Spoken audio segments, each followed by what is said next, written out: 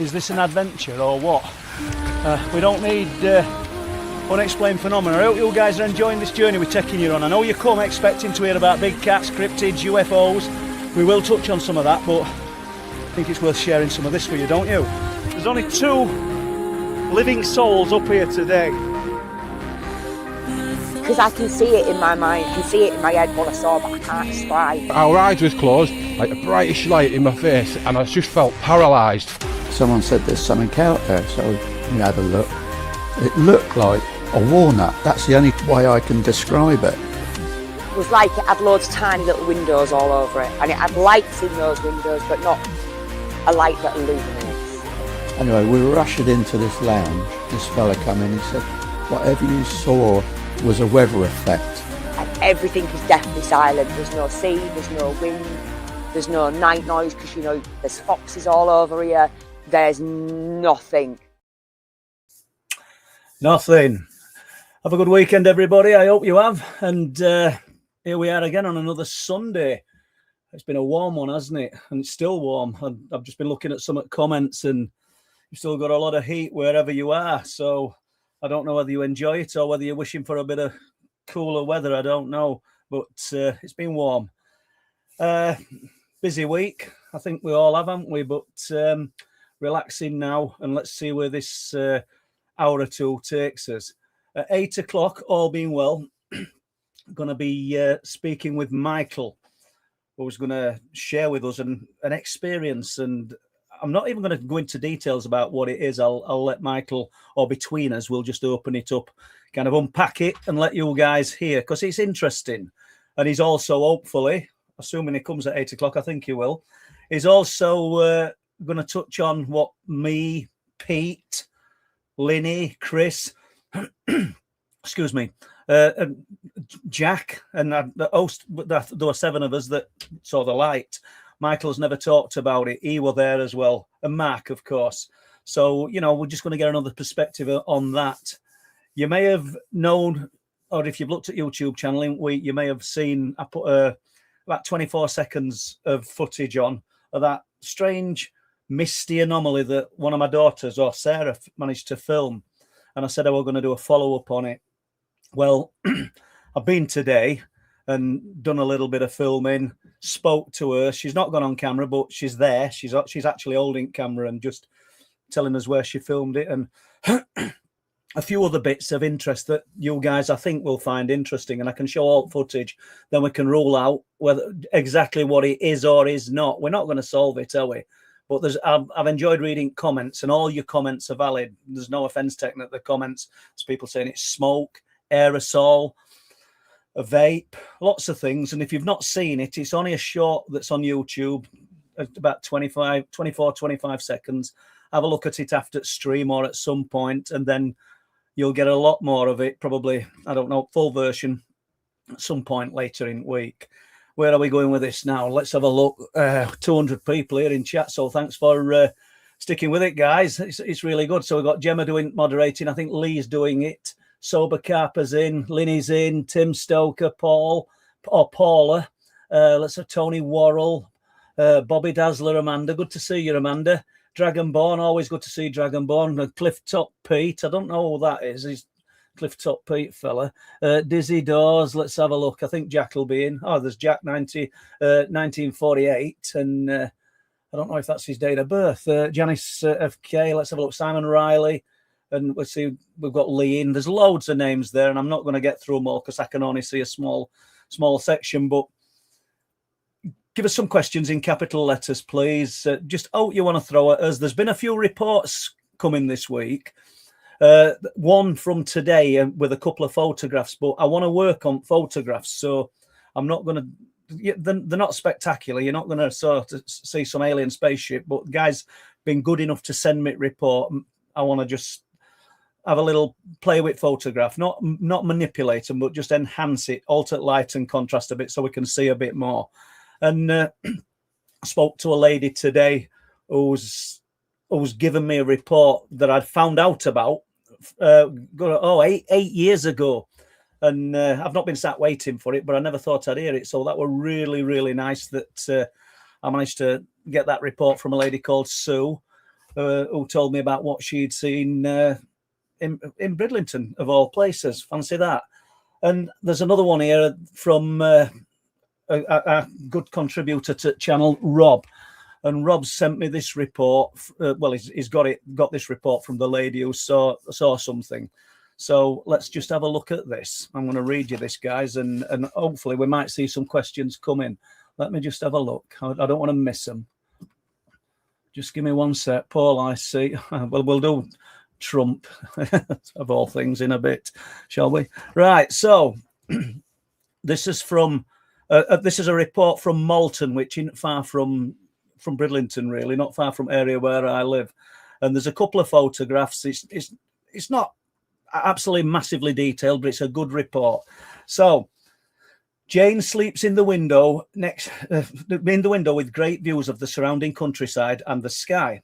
There's no light pollution. Jane was in bed, lying on her front, looking out, and this is what she saw. A stationary UFO in the sky. Let's have a look when she saw this. It was May 7th, so it's a current report, although the one from 8 years ago it interests me just as much, guys, because after all, I'd never heard it. You guys haven't, but let's just do this one. So this is May 7th, 2026, 11:30 approximately, in evening. Saw the UFO stationary in the sky. It was a tombstone in shape. So let's just throw you this picture on that's been sent to us. So that's the shape that this lady's sketched out for us. It had circles on it, giving off a whitish light. I've drawn a rough likeness of the UFO. It was in an area of the sky marked with the red X. So let's just go to this one. So that's beautiful views, isn't it? Imagine waking up and looking out onto that. So in an area of the sky marked with the red X. And there's some Google images which I'm not going to put on because we know that what people are like if I start putting stuff on that I don't have permissions for.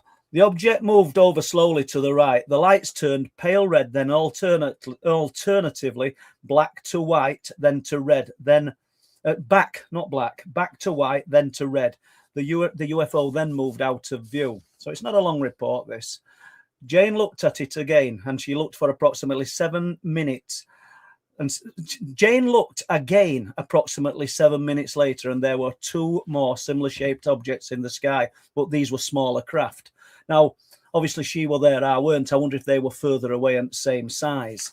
But it's interesting. Let's just go back to shape of this thing. That's an odd-shaped thing to see in sky, isn't it? Do you know what I mean? They also started flashing their lights from white to pale pink and moved across the sky, stopping over a clump of trees where the green X was where the green X is. Let's do that one, guys. So that's where the second one was, stopping over a clump of trees. Jane then observed a spherical, bright white craft above her house. This then travelled in the direction towards Malton. She stopped looking after that as she became slightly scared and worried about what would happen.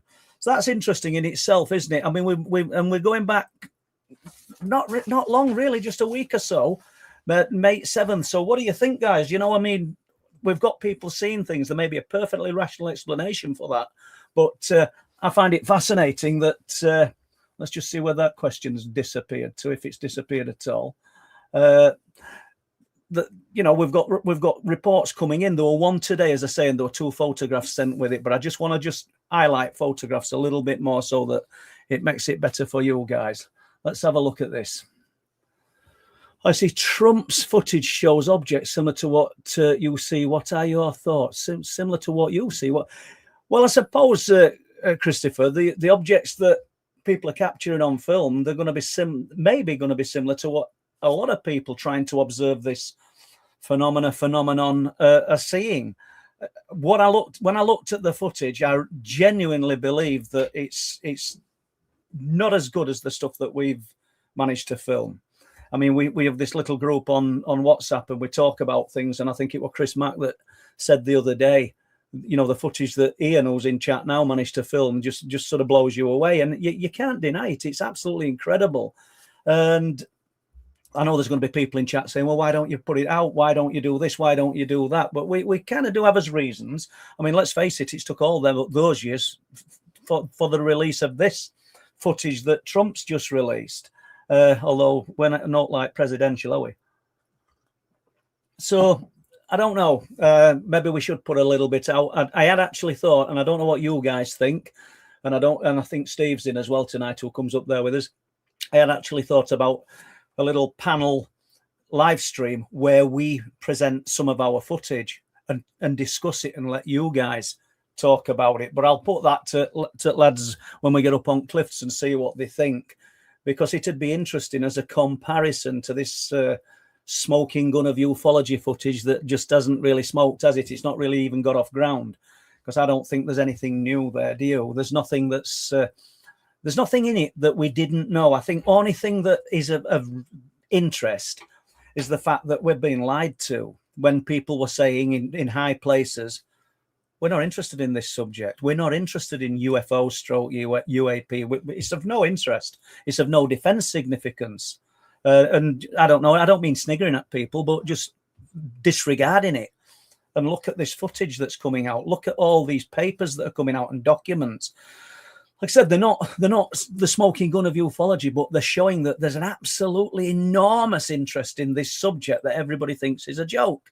It's not as funny now, is it? You know, I don't know what you guys think, but that's where I am with that.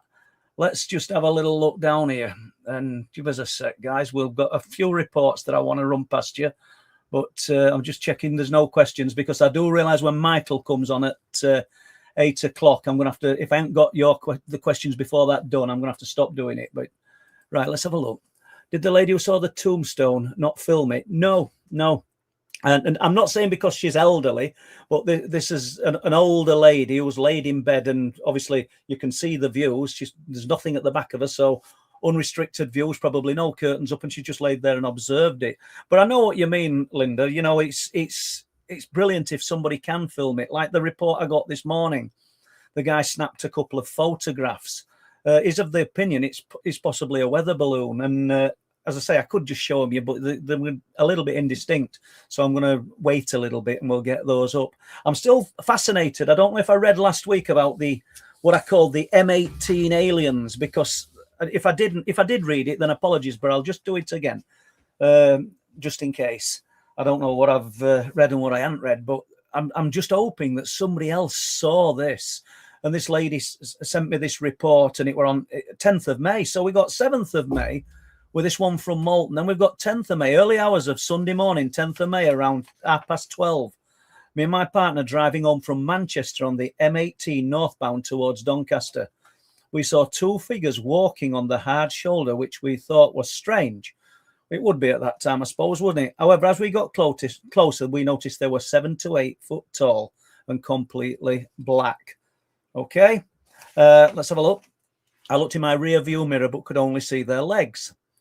They didn't appear to have any discernible features, no clothes that we could see, just completely black humanoid-shaped figures.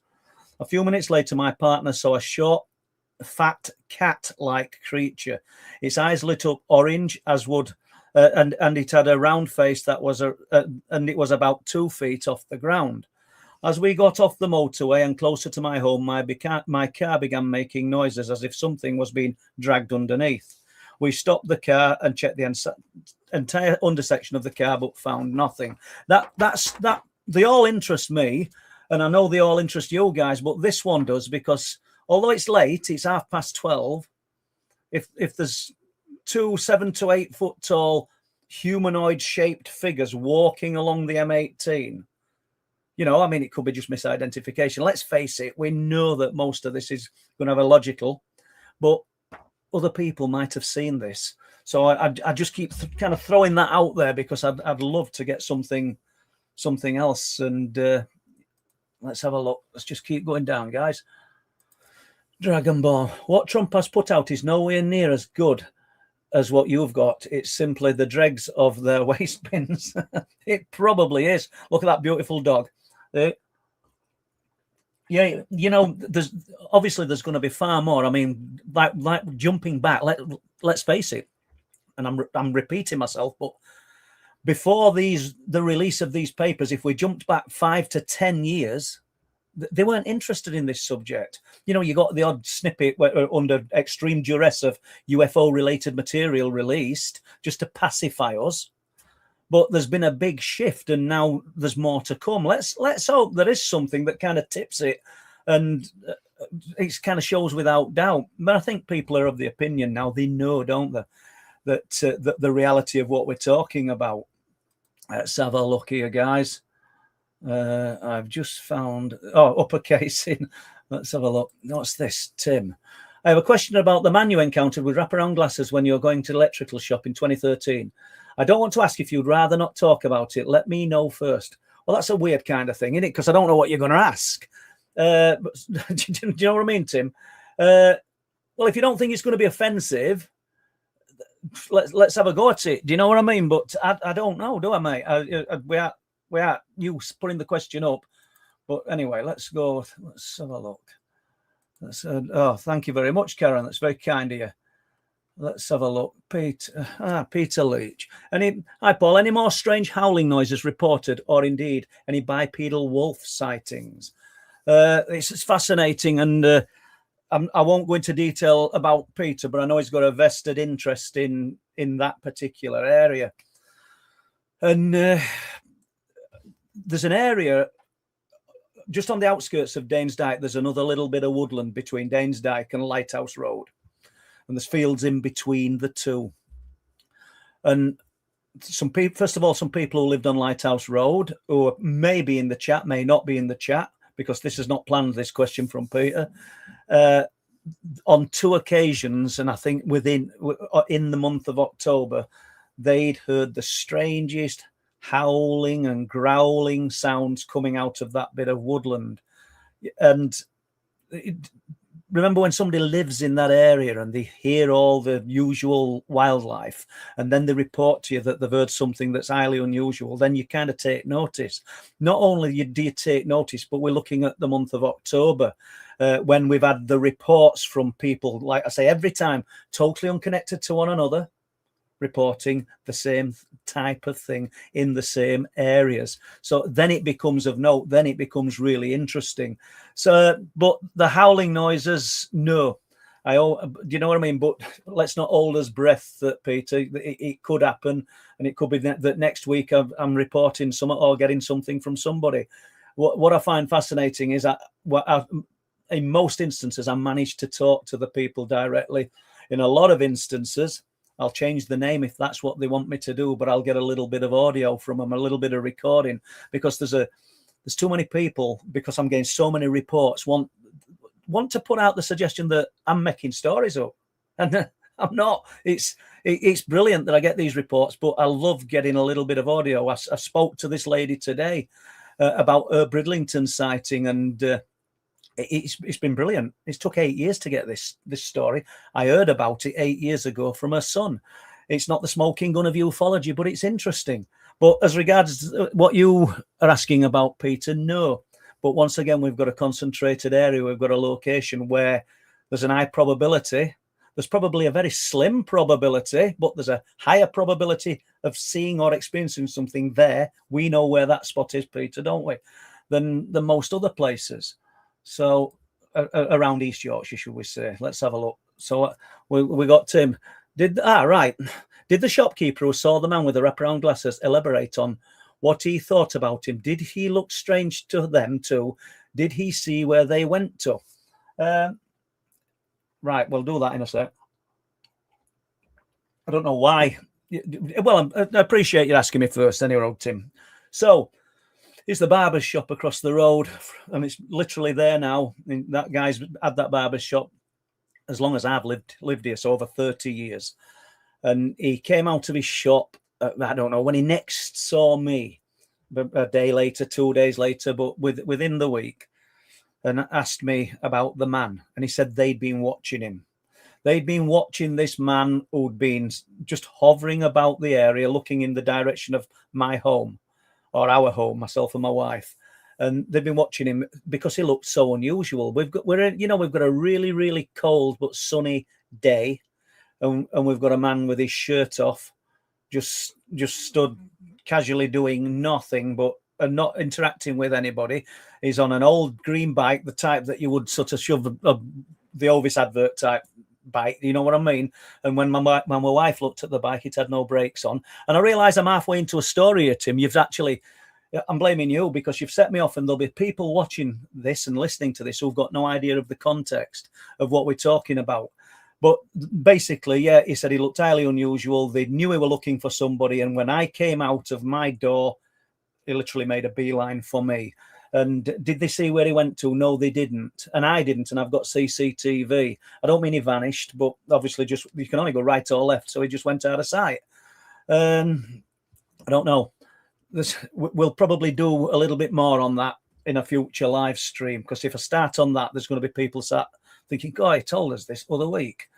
But comment. Right, I didn't know any of this. All he's saying, Roman soldiers have been seen on the M6. Really? Never knew this, Lee. But there you go. But there's a lot of reports, like not reenactments, but battle scenes and things almost acting out or replaying as though they're tracings in time and marching, seeing soldiers marching. I think York has a lot of has a history of that kind of thing as well. What do you think they are, guys? Do you think they're ghosts, or do you think it's just some kind of image, some kind of imprint caught in time? So we thought about this other week, didn't we? We said, you know, if there were ghosts, then you've got a whole group of them. You know, let's assume that there's 50 soldiers marching or 10. Then what's the chances of it producing 10 ghosts? I don't know. Am I making sense? To me, it's almost some snapshot, some kind of the essence of some event that's trapped in time, caught in time. The stone tape theory. Let's have a look what Christopher's saying. Let's have a look here. The Air Force showed they shot an object down, but it looked like a balloon to me, and another footage looked like birds. So I think they are pulling the wool over our eyes. It's hard to say, Christopher, isn't it? You know, but you're probably right. You know, let's have a look. I need to find that story, don't I? We've just been on about Limekiln Lane. I want to do that, guys. But it's difficult. All we're doing is second guessing, aren't we? Everything within this subject.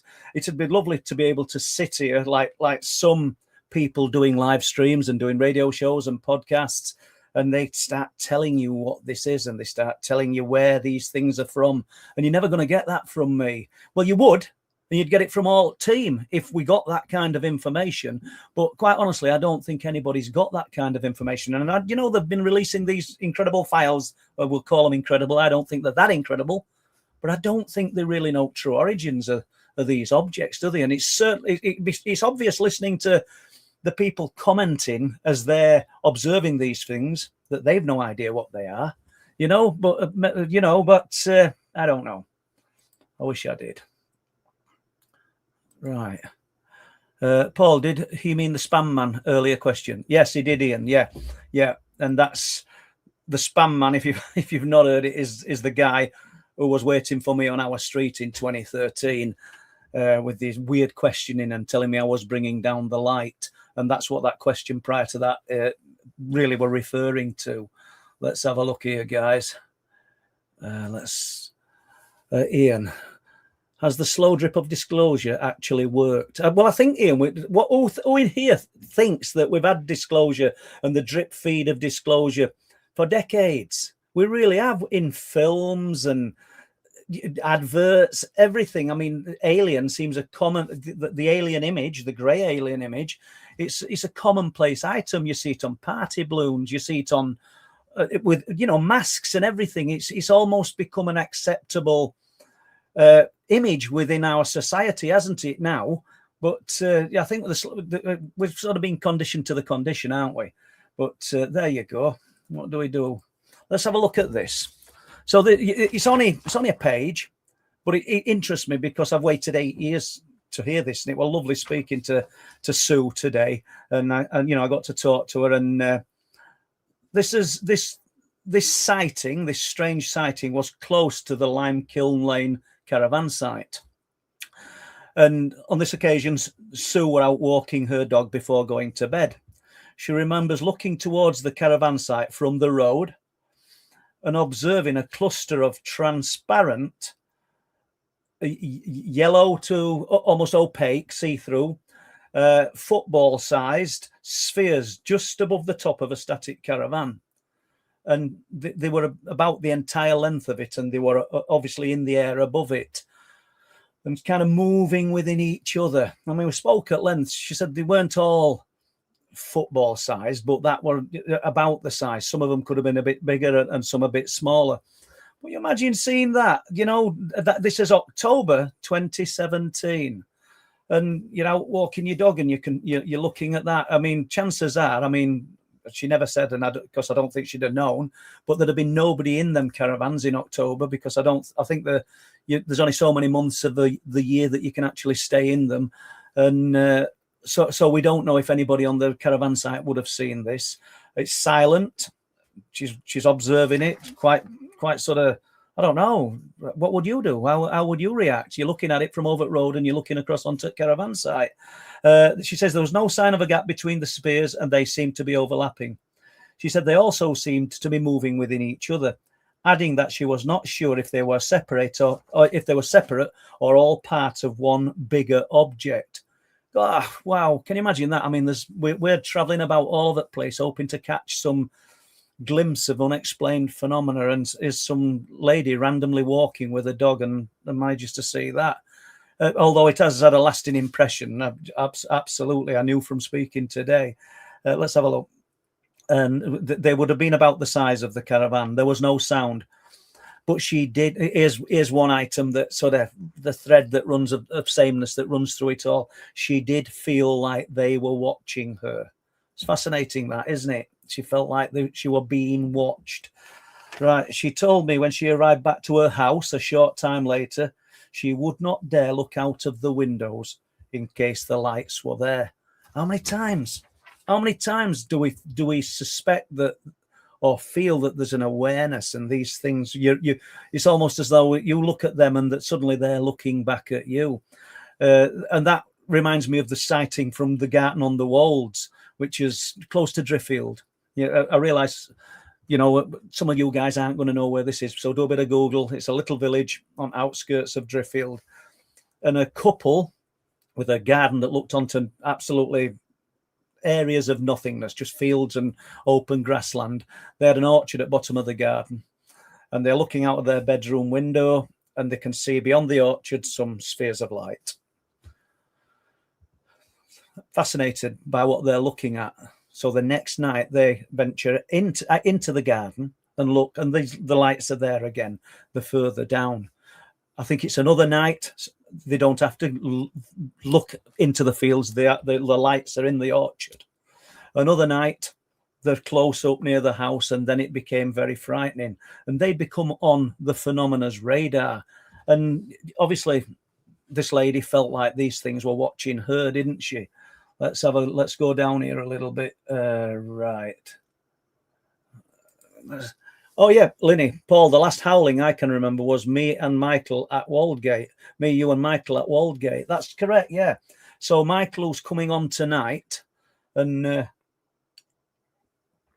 Ian, we went up to Waldgate, the Waldgate Crossroads. Now, it could have just been, I think we've got to stress, and I think Ian's on the same page, that this could have just been some huge dog that's just not in a good mood.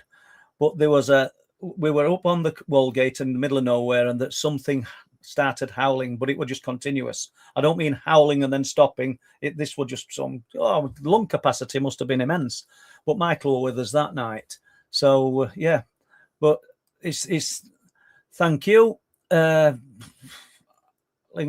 I think. I don't know, but thank you very much. Appreciated. Let's have a look. Let's just go down. Paul, great show. Lawson Richards. Now, I see names coming up, and I've had a bit of correspondence and communication with this guy. He's got a brilliant phantom hound sighting. So we really need to do that one, Lawson. And I know you want to. So we really, really do need to do that one. So, yeah. So I just thought I'd throw that in. That's Carl Danzing. Good to see you. Jane Louise Harding, Mag Sue, Mark Buck, Simon Riley. We've got Lee there, obviously. Let's have a look. Let's go with this. 252. Do you think the Trump administration will use the release as a partial psyop to direct the agenda in their favour and give green light for secret tech to be tested in plain sight. Once again, I really don't know. You know, we all we can do is surmise, because you know, the populace, which is what we are, we find out years and years later, don't we? You know, I'll just be dust when the true extent and nature of what we're talking about today comes out, no doubt. You know, we're not there. We're not meant to know, even though we should and we want to. We're not meant to know, are we? And nobody wants us to know. Let's keep going down, guys. Well, it's very kind of you, this Medusa. Let's just... Medusa. Well, that was snakes, weren't it? Let's have a look. I just didn't want to elaborate on anything later. I'd rather not remember. No, to be honest with you, what we'd call the spam man, this strange individual that sort of had all body composition of an action man, if you picture how they're shaped when they're no clothing on. He didn't unnerve me, confused me, because I just couldn't work out what he were about. And he were clearly wanting to talk to me, and the only thing he kept stressing to me were I were bringing down the light and causing a lot of problems. But there you go. Oh gosh, unbelievable. A lot of people interested in this story. Do you think Spam Man was connected to Mr. and Mrs. Tick? No, but I don't know. But my gut feeling would be no. And if anybody wants to know about that, I'll not be talking about it, but it's in the book Night, people. Let's have a look. Hi, Paul. A good report of a ghost dog, Limekill Lane. Do you know something, Ian?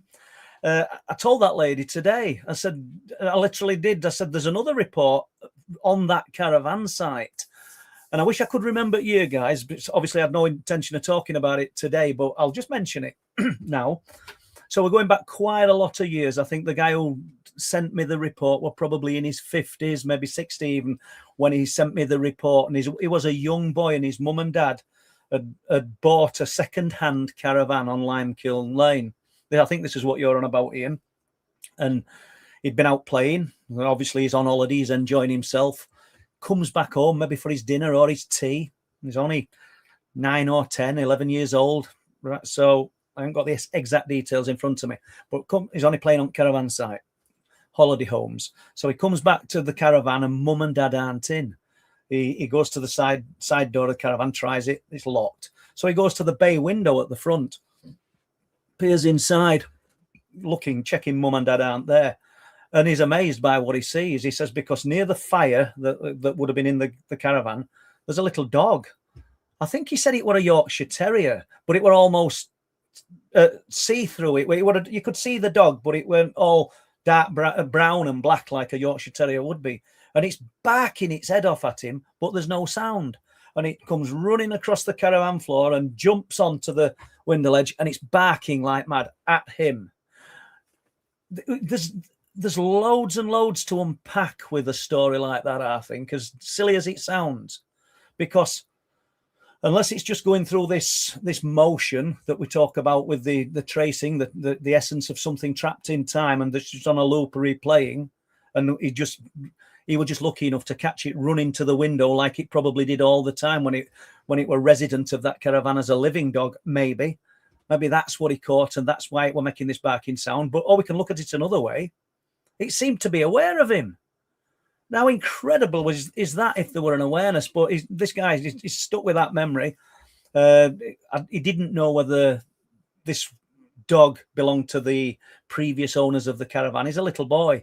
He's not asking them questions. He just got this memory of this ghost dog. So I think that's the one you're on about, Ian. And thanks for bringing it up again, because it's fascinating, isn't it? Just quirky stories like that. Oh, a little bit of footage as well sent in. Before we do anything else, a guy called Joshua sent me some footage earlier in the week of just something that he'd filmed whilst he was with his friend. And I gave him a call, he'd sent a number, and I asked him, I said, would you allow me to record you and just talk us through it? Because it'd be better than me talking through it. So I've put it, it's only about 2 minutes, guys. So you're going to look at the same bit of footage 3 times. So I'm going to just put that up now and we might not even get to talk about it, but he's been good enough to post it me. And like I said, I've got these photographs, which we maybe have a look at next week. So let's just put this up. I've actually spoke to my friend who was sat in the car with me at the time, and he says the same thing exactly as he remembers it. And he said it came into his vision, into his eyesight, as almost as if it flew into him quite like fast, from he would say like a 2 o'clock angle from when I'd last spoke to him. And that's when he pointed it out to me. So I didn't see it come into me, but he did. But that was like directly in front of us, and it started to pan towards the left. But what shook me up is the fact that it was started to like turn and change shape. And I originally thought, as soon as I saw it, it was a hot air balloon, because usually we've seen hot air balloons in that area before. But whenever we've seen them, they've always been more than 10. So there must be some sort of an event. And you can clearly see the hot air balloons, what they are, and you can actually see the colours of the hot air balloons as well. So we know it wasn't a hot air balloon. So yeah, when we took the video, as we could see, it would change in shape and panning slowly to the left, and then it would start going behind the trees. So after that, I actually got out of the car, and there were some garages to my right, and I went behind them to get that better angle. But like I said, it had completely gone from then. So what do you think? My gut feeling there is that it's a big bunch of tethered balloons. And I think Joshua thought the same, or would have thought the same, but his friend who saw it first said it came towards him really quick, or appeared to come towards them really quick. And that's the reason they didn't go with the tethered balloon theory. I'm not making any suggestion as to what it is. I don't know. You guys know as much as I know now. So yeah, I'll leave that one for you to ponder. But it's not, once again, we keep saying it, but it's not the smoking gun of ufology.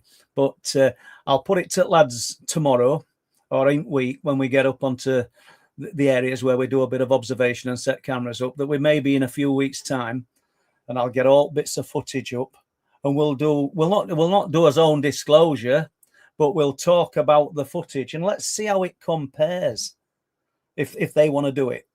To the footage that's been released, this incredible footage that's been released from America. And let's see how some of this compares that's been filmed in UK by myself, Ian, and other people on the team. I think that would be great. I see Debbie Shaw's in. Let's have a look. Michaela. Oh, good to see you, Michaela. Nice to see you. You're okay. And Gary. Let's have a look. Let's have a go. Amazing that the experts are unable to say where they come from, what they are, and who pilots them. Yet the media calls them UFO experts. Well, it does, doesn't it? I mean, people love titles. Let's face it, people just love to be called an expert UFO expert, or cryptid expert. And expert in what? Something you know nothing about, because none of us really do. Do you know, I'm no expert, and I wrote the book Night People about my own experiences, and I said in the book, I don't know whether they were aliens or demons, or what people would term as demons. And I mean that. I'm no closer to knowing what these things were. It's ironic, though, isn't it, that people within the American government are now coming out with terminology that suggests that these things might be what people would call demons or demonic. So, you know, I think it's best sometimes to just sit on fence. So you've got to jump off at times and just choose your side. But when it comes to subject to UFOs, there are no experts. There are a lot of wannabe experts. Let's have a look. So, Michaela, reading CP4, page 73, about the Bempton Big Cat seen on Green Lane. Some of the locals think nobody has the right to know. Ah, interesting. You're right. It's strange, isn't it? And obviously, some people, when me and Chris have been in the forests of North Yorkshire, and I've talked about the big cats, and Chris has talked about them, people have said, why don't you, you're telling people where they are, and why don't you just leave them be? You're exposing where they are. Do people seriously think that they're going to get close to these things? If somebody's reporting them, like I've not just come up with this big cat on Green Lane, I'm talking about it, not because I've seen it, because people have reported it, and sometimes more than one person. you're not going to get close to this thing. You're not even going to get within, I don't know, distance of seeing it potentially. So, but like you said, some people just don't want it talked about. They don't want people to know. And I get it. That's their right. But why not? Why? There was one seen at the lighthouse this month. I can't remember exact date. I spoke to the guy, and it's parked at the top of the lighthouse car park at Flamborough. And before you get down to the cliffs and the actual lighthouse itself, there's a field with sheep in and a lot of gorse, the yellow flowered prickly bush. And so you've got this field and then you've got gorse. And he said he sat parked at the top and he saw what he claims was a big black cat come out of the gorse. He sent me some footage. I mean, we've not put that up yet. Or I say we have not put that up yet. And he sent me the footage. He managed to film it. But what I found fascinating, probably 3 years ago, Bob Brown, who works in the charity shop, an elderly couple came into the charity shop. And they're talking to Bob, and they weren't on holiday. I think they'd got a caravan, or they were staying in a B&B. Now they've got a caravan, but they'd gone up to the lighthouse with a flask and a few sandwiches to sit, just overlook the countryside and big open skies. And they're looking at that field with the gorse, and they claim a big black cat came out of the gorse and went from one clump of gorse to the other, but same field. But that's 2 or 3 years ago, maybe 3 or 4 years ago. I can't remember dates. But once again, we got that field. And, this habitat, this vegetation, it's very hard to penetrate. I mean, obviously a tractor could rip it up or something. But, most of the time there's big areas of gorse, which it's kind of hollow underneath. Easy place for something like that to rest up and remain out of sight, especially on the edges of the cliffs. Myself and Chris Mack have been walking Speeton Cliffs late into the night of the last few months. And those cliffs, I mean, the 45 degrees to sheer, but the gorse clings to them and sort of goes down. I mean, nothing would be there, as in you wouldn't grow anything there. You wouldn't go down there to start and clear that area, because it literally would be, it'd be a deadly operation to try and do it, and there'd be no point. So there's plenty of places for something like that to remain undetected. There's a few Speeton people told me about seeing the cat. There's a Speeton farmer told me that he's seen the cat. The people at the golf course, so we've got Speeton, then we've got Reeton. There's people playing golf that said they've seen it. So I don't have to think to myself, I wonder if these cats are here. I actually know that it's here. Incidentally, the one that we saw, myself and Bob Brown, weren't black, it were beige. So what I don't know what that's telling us. And that were just out of Bempton on outskirts as you go around the corner near Short Lane. But yeah, interesting, absolutely fascinating. But nobody think nobody has the right to know. Well, that's the way of things, isn't it? But thank you for that. Michael, let's have a look.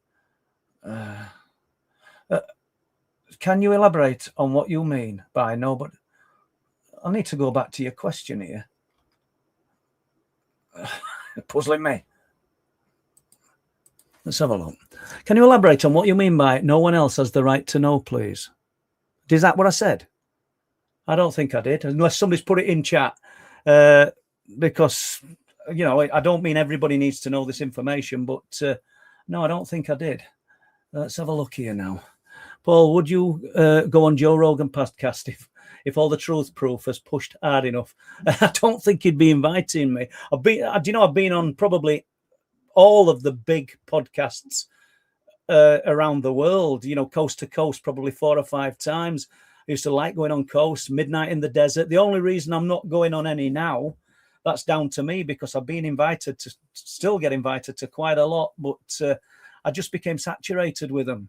And I was doing 2 and 3 a week, and it just became too much. Plus the fact that I thought I'm repeating the same stuff all of the time, which maybe I shouldn't be bothered about that, because there's people within the Rendlesham Forest incident and people who are following the subject of Roswell who've just literally done it. Just same spiel year after year for decades. And it doesn't seem to bother them or do them any harm. But I like to give people new information. It's good, isn't it? Even if the new reports, then if they're new to me, then they're new to you guys. So I'm not sure. I wouldn't rule anything out. Howard Hughes, bless him. I went on to Howard's show. I were all regular on Howard's show, and we got on great and spoke a lot off air. And when he were doing the Unexplained cruises, it's easy to say this now, but it's true. The first person that he called and asked was me. And he asked me 3 times, and I turned it down 3 times. And not because I didn't want to work with Howard, because I loved working with Howard, but I just like to do my own thing. And there you go.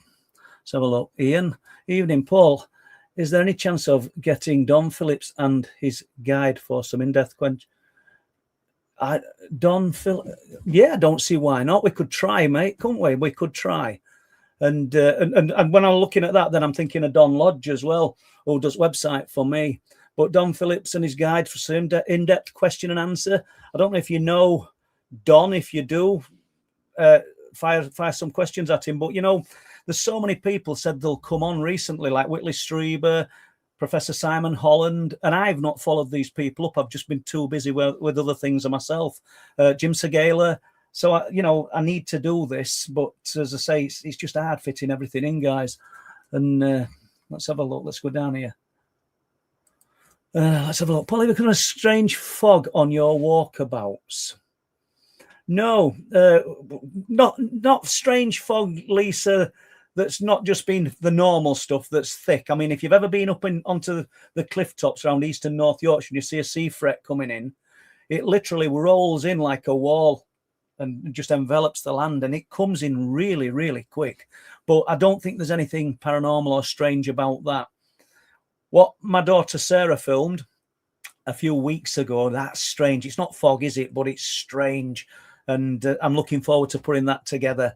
And you guys being able to listen to Sarah. It turns out, and I found out today, that she's seen it twice, and she didn't tell me that till today. But that's interesting in itself. And let's have a look. Lee Roscoe, thanks a lot, Lee. You didn't have to do that. You do enough for us, but it's very good. Thank you very much. Paranormal Mind. Hello, Paul. Hope you're good. Funny you mentioned Driffield. I saw 2 light orbs, one green, one red, in amongst the trees near the bypass in 91 whilst walking the dog. They didn't illuminate the ground. That's fascinating. So jumping back to the lady who saw these orbs at Limekill Lane, what I didn't add, she said they weren't. Remember these things that she described, then we'll get back to Paranormal Mind. Above the Caravan, as she's looking from the road, they're big. They're as long as the Caravan and deep. She said they weren't illuminating the area around them. You would think that something as big as that would have just lit up like a football stadium, but they weren't. But has anybody got any views on that? We probably won't get to it. But, the reason why these lights that are very bright and at times hard to look at because they're so bright aren't illuminating the area around them. Is that a different kind of science? Is that a different kind of physics? Obviously, I'm not trained in any of that, but surely men of science must have noted, not from me, but from a vast number of people when they talk about these lights. And it was so bright, I could hardly keep my eyes on it. I had to turn away, but it weren't illuminating the area. What's that telling us? It's definitely not a light source that we're familiar with. I don't think so anyway. The light visitation. I think there's 7 of us there. Michael might remember better than me. But the point I'm getting at, and I've said it loads of times, but it didn't illuminate. It was so bright, but it didn't illuminate the area. Should have lit us up. We should have been bathed in light, but we weren't. Well, that's good. You saw them in amongst the trees. Let's just have a look, because this might sort of apply to that. Let's have a look here. We've got one in amongst the trees, so it's just come right that we'll do this. So this is from Cheryl. We'll do this report. We're going back like 57 years. I love these reports. That when somebody's had the confidence to share something and never done it before, it's really good, and I do thank you. Going back many years, 1968, I was a 6-year-old girl living in Birmingham. All around us was being demolished as the council had grand plans to rebuild the whole area with new housing. I was with two of my brothers in the back garden, which was surrounded by a 6-foot wall. Next door's tree overhung our garden, and we are standing beneath it. I had an urge to look up into the branches in the sky. So it's kind of fitting, this one, for this question. I saw a metallic sphere that looked larger than a football, but by no means large. It wasn't too shiny, more of a satin finish, rather than a shine. I had an overwhelming feeling it was watching me. And apart from it being strange, I was a shy kid. 6 years old, 1968, and it still had that visceral effect on this lady, who's now retelling it to me 57 years later. Doesn't that tell you how much these things etch themselves into a person's mind? Let's have a look. I was a shy kid. I literally stepped 3 or 4 steps to the left, where there was more cover, I thought, or so I thought. It then moved smoothly and horizontally to the left, but further round, so now I was in its full view. So she stepped. She didn't want to look at it. She knew, even at 6 years old, she got that feeling that she was being watched. I looked to my brothers, and they were also watching it. I stepped right towards the boys to stop feeling so exposed and probably to feel a little bit safer. It followed my move. Let's have a look. It followed my movements to the right, only further round. So it cleared all the branches and must have seen us all together. It lasted 4 or 5 minutes. I didn't feel exactly scared. I just didn't like the feeling of being watched. Right. Excuse me. It then rose vertically above the tree and flew off in a diagonal path until it was no longer in view. Paul, it made no sound, and the world around me seemed to lose its noise. What a brilliant way of putting something, because I say, oh, this is the lower silence, or people talk about the the Oz factor. But it made no sound, and the world around me seemed to lose its noise. Also, while this was happening, oddly, we didn't discuss it with each other and seemed to carry on playing with the dog who had wandered out. One was in the kitchen but wouldn't have a view of it from where she was standing. But I did tell her when we got home, but I did tell her when she called us in for tea. Mum said it was probably just a balloon, but I kept saying, no, it was really round, Mum. So there you go. 2 years ago, I asked one of the boys, obviously her brothers, do you remember when he reached, do you remember when, and there's a question mark here, guys.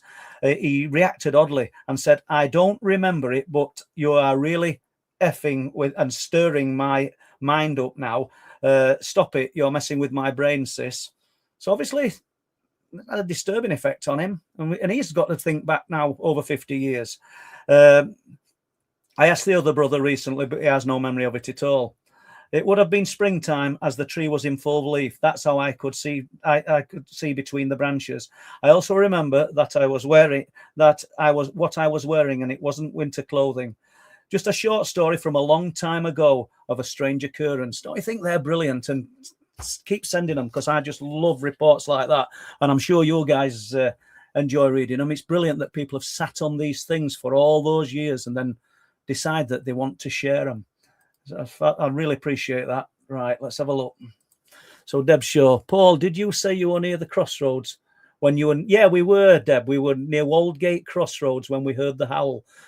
And Michael was going to be coming on, possibly, I hope so, in about 5 or 6 minutes. If he don't, then you've just got me. He were with us then. So that were interesting in itself. So, yeah, and Waldgate Crossroads, and, Crossroads, as you'll know, Deb, have got an history of strange occurrences. And, yeah, absolutely. Let's have a look. Wasn't Bringing Down the Light documentary made with Chris? Wasn't Bringing Down the Light the documentary you made with Chris Turner? Yeah, it was, Mika, and that's probably, well, it's not probably. We featured that story in it. I think we did anyway. It's years ago, isn't it? Now, Bringing Down the Light, but that's obviously why we named it that. And Truth Proof 3, the subtitle of Truth Proof 3 is Bringing Down the Light, and. Yeah, and that's based on this guy telling me I was bringing down the light. And I say obviously as though you guys know, and I know you don't. Let's have a look. Miracles is in. Good to see you, Miracles. Lee Roscoe, Frequency. let's have a look. Zero Dawn. And I just had a little blip, so I reckon Michael's going to be here in a moment. But I'll just keep going down these questions because we might not get to rest at questions until Michael's gone. Those big cats could be a couple of feet away from you and you would never see it. That's so true. That's so true. And that brings my back to Langdale End and the two farming ladies who myself and Les spoke to when we were making Wolflands, and we told them what we were doing and why we were there. And they said they'd never seen anything like what we were describing in Wolflands. But one of them said she'd seen a big cat and she's tending her sheep and in the gorse once again. And this were at Harwood Dale, which is not far from Langdale End. And she just kind of looked down into the gorse and saw two paws sticking out. And when she looked under, there's a cat watching her. So interesting, isn't it? And no fatalities from what we can tell. So all good. What I'm going to do, I've got questions here, you know, guys, and I'm probably not going to get to them, but I'm going to run down all these questions because I have a feeling there'll be some more questions. And there's loads of questions there, so I do apologize, but I'm going to bring Michael in, and he's going to talk about the light visitation that he saw with us. He might touch on what happened in Danes Dyke, but he's definitely going to talk about this experience that he's had. Well, I'll leave it to Michael, so I'll just bring him in. I'll just see if he's ready. I'm just looking now. He's adjusting his camera. Yeah, I can see him smiling. Are we good to go? Thumbs up. Yeah, absolutely. Now then, Michael, how are you doing? How are you doing, mate? You all right? Yeah, I'm good. Yeah, I'm all good. And thanks for coming on and agreeing to share this experience with us. It's fascinating. I know you. How long since is it you told me? Oh, well, it was. I've written a couple of notes down because my head's all over the place with work at the minute, and so I've written a few things down. It actually happened on the 9th of January this year, which was a Friday, but it will be a good. I didn't even tell me better half, Claire, because a few things have happened over the last few years, and you just think, people are going to think you're on the wind up. You know what I mean? If things keep happening. So I kept it to myself, and it was just this one day. We're both in from work early, and we're just sitting there, and I just blabbed it out to her about 3 months later. So it'll be about, and she said, "Oh, you've got to tell Paul this." So I think I phoned you that weekend. So, but it will be a good 3 months after it happened that I told you and her. So I sat in for a while. Well, you told me, and I didn't want to talk about it because I didn't want to steal your thunder, if that makes sense, because it's your experience, not mine. And I think it's amazing because you've been to the area now loads of times, haven't you? A lot of times over the last few years. And in that time, well, it's probably brought you back because of Danes Dyke experience, but there's only been a couple of things that you've experienced, really, isn't there? Well, it's good of you to say, because I was going to say, if you don't mind me saying, because I get a few mentions on your live things and that with what happened to Danes Dyke, and I appreciate it. It's always good to be mentioned. But a lot of people that don't know us might just think, because I've had that thing that happened at Rudston as well, and the lights and the wing mirror thing, and people might think, oh, every time he comes down, something happens. That can't be right. But in the last, I think, when I first saw your and Chris Turner's thing about Bigfoot in the UK, would that be about 6 years ago that came out? Probably. It might be longer. Yeah, it could be longer. So I started coming down around about that time. So over the last six and a half years, I must have been down at least 50 times. And the majority of them times, absolutely nothing happens at all. So it's not as though I'm landing there and something's happening, you know what I mean? I do. Well, that's what we're here for. So do you want to paint us a picture? You came down to do with your work, didn't you? I came down, it was the Friday, and the weather was terrible. But I think I told you beforehand I was coming, so you were good enough to take a bit of time on the Saturday morning. We planned to meet up for an hour at Danes Dyke. If that wasn't going to happen, I think I would have just turned around and headed home after I'd done the bit of business for the stuff I was buying for work, because it was absolutely tipping it down. Just never stopped all the way down the A19. And I just thought, this is no good. Anyway, so I did a couple of things, got sorted with this guy. He was about 6 miles north of Hunmanby. And Hunmanby was a place I'd never really been to, and I'd read the stories and all that years before. And I just thought, I'll have a look there and see what's going on. So I got there so it was the 9th of January. It was pitch black when I got there. It was about 5:30 at night. absolutely tipping it down. And you know the area better than me. I think I turned into the industrial estate. There's a sign on the side of the road. And it's only one way in and one way out, isn't it? Is it a That's dead correct, end at yeah. the bottom? So I went right down the other end looking for the right place. There was a few streetlights on one side. Turned right at the bottom, came back up. And then I recognised the picture, so I stopped just before it on the left. So that unit was on my left-hand side, just kind of at the 10 o'clock angle to me. So I just sat there with the car and had a flask, had a cuppa. So, And I'll just break in here then. For Yeah. anybody that doesn't know, you'd been in area of Hunmanby to negotiate some parts for your job. yeah. Then you decided you were going to go and look. Well, not set name at unit, but you were going to go and look at this unit where the strange occurrences happened at Hunmanby, and that's why you went there, isn't it? Because there'll be some people that might be in here now thinking, "What's he on about the unit?" Do you see? Sorry, I should have mentioned that. Sorry, getting a bit excited. So I sat there for a bit, and the weather was terrible. If it hadn't been for the fact that I'd arranged with the better half, so he said it was all right to stop away, and I was meeting you, I probably would have headed home that night, because as I say, the weather was absolutely shocking, the rain and the wind. So I got sat outside then. So there's a path on the left-hand side of me. I'm pointing up the road. This unit's on the left, just in front of us. Big steel gate across. And I'd only been there 10 minutes, quarter of an hour sitting, poured a cup. I had the night heater on, so it was warming up. And I was listening to Talk Sport because I think my football team was playing. So I was kind of settled. And this big truck came down the road towards us. And he must park in their yard. They must give him permission. So it was a big Arctic Scania with a big grain trailer on. So me being a bit of a driver as well, I thought he's going to need to be in. So I reversed right back down the road. He flashed the lights and waved, opened the gate, went in, got his car out, locked up. And I thought, he's going to come over to me and say, "What the hell are you doing here?" But he didn't. He just kind of waved an acknowledgement and drove away.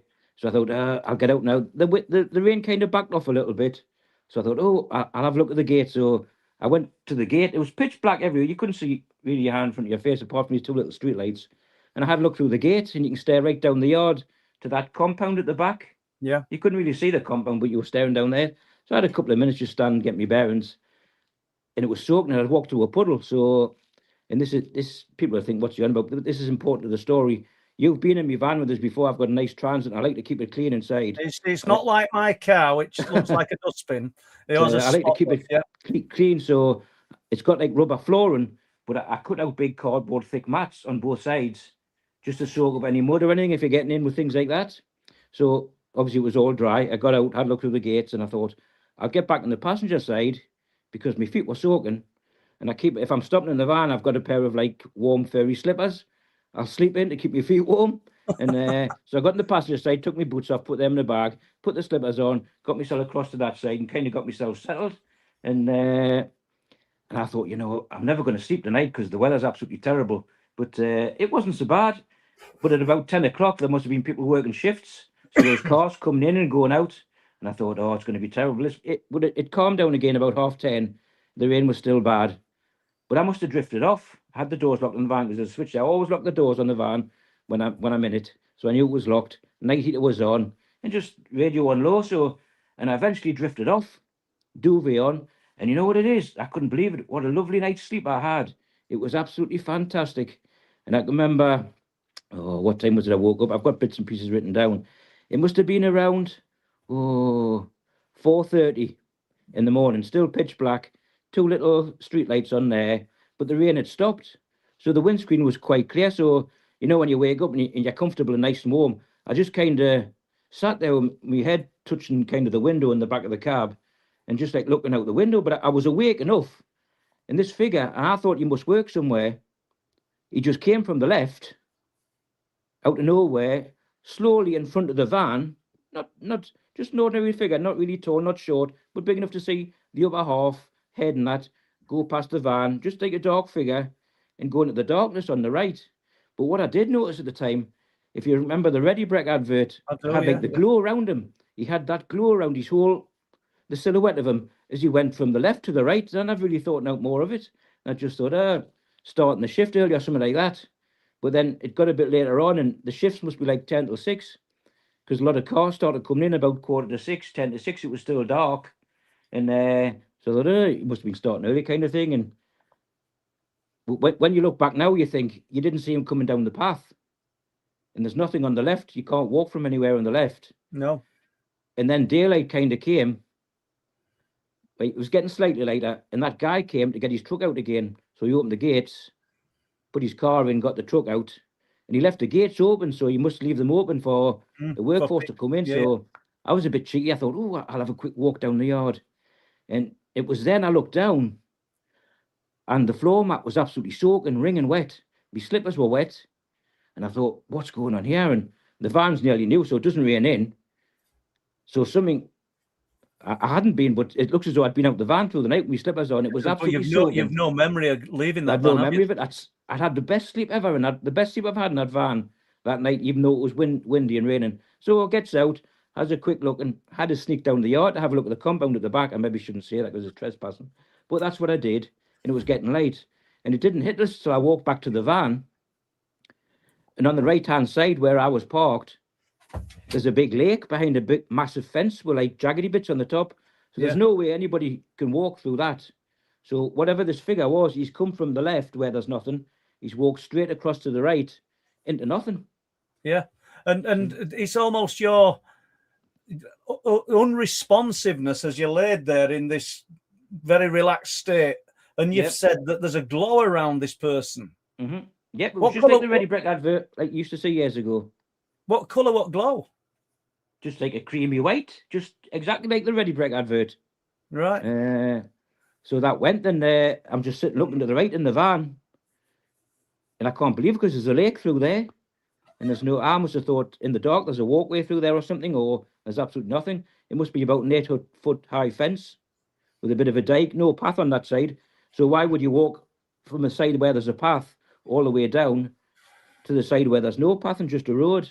Yeah. And how do you attribute changing your footwear to what you said, like slippers and no wet in the van, and then you suddenly have what you've had loads of time to think about it now, Michael. Have you come to any conclusions? And no? Oh, have I been out the van without me knowing it? There's a switch on the door where you lock the doors like deadlocks. So, well, you'd have to take the keys out to ignition, would you, or whatever? Did you? What keys? No, I leave it in on the first click because there's a night heater. Right. And you have if you take the keys out, you can pop the radio on, but it'll go off automatically after 10 minutes. Right. So you'll just leave the keys in. It's got 2 big batteries in, so you won't discharge it. So that was that. And what I forgot to mention was when I was sitting there, when I woke up in the morning, I thought I was sitting funny because I had a work sweatshirt on, like them black sweatshirt with the badges on, and it was like pulling at my neck. And I'm thinking, I must be sitting with it like ruckled up at the back, so I'm pulling it down like this, pulling it down, and so that was that. So I get back in the van, had a bite to eat, I had the stove there and that, and I thought, I'll head myself towards Bridlington.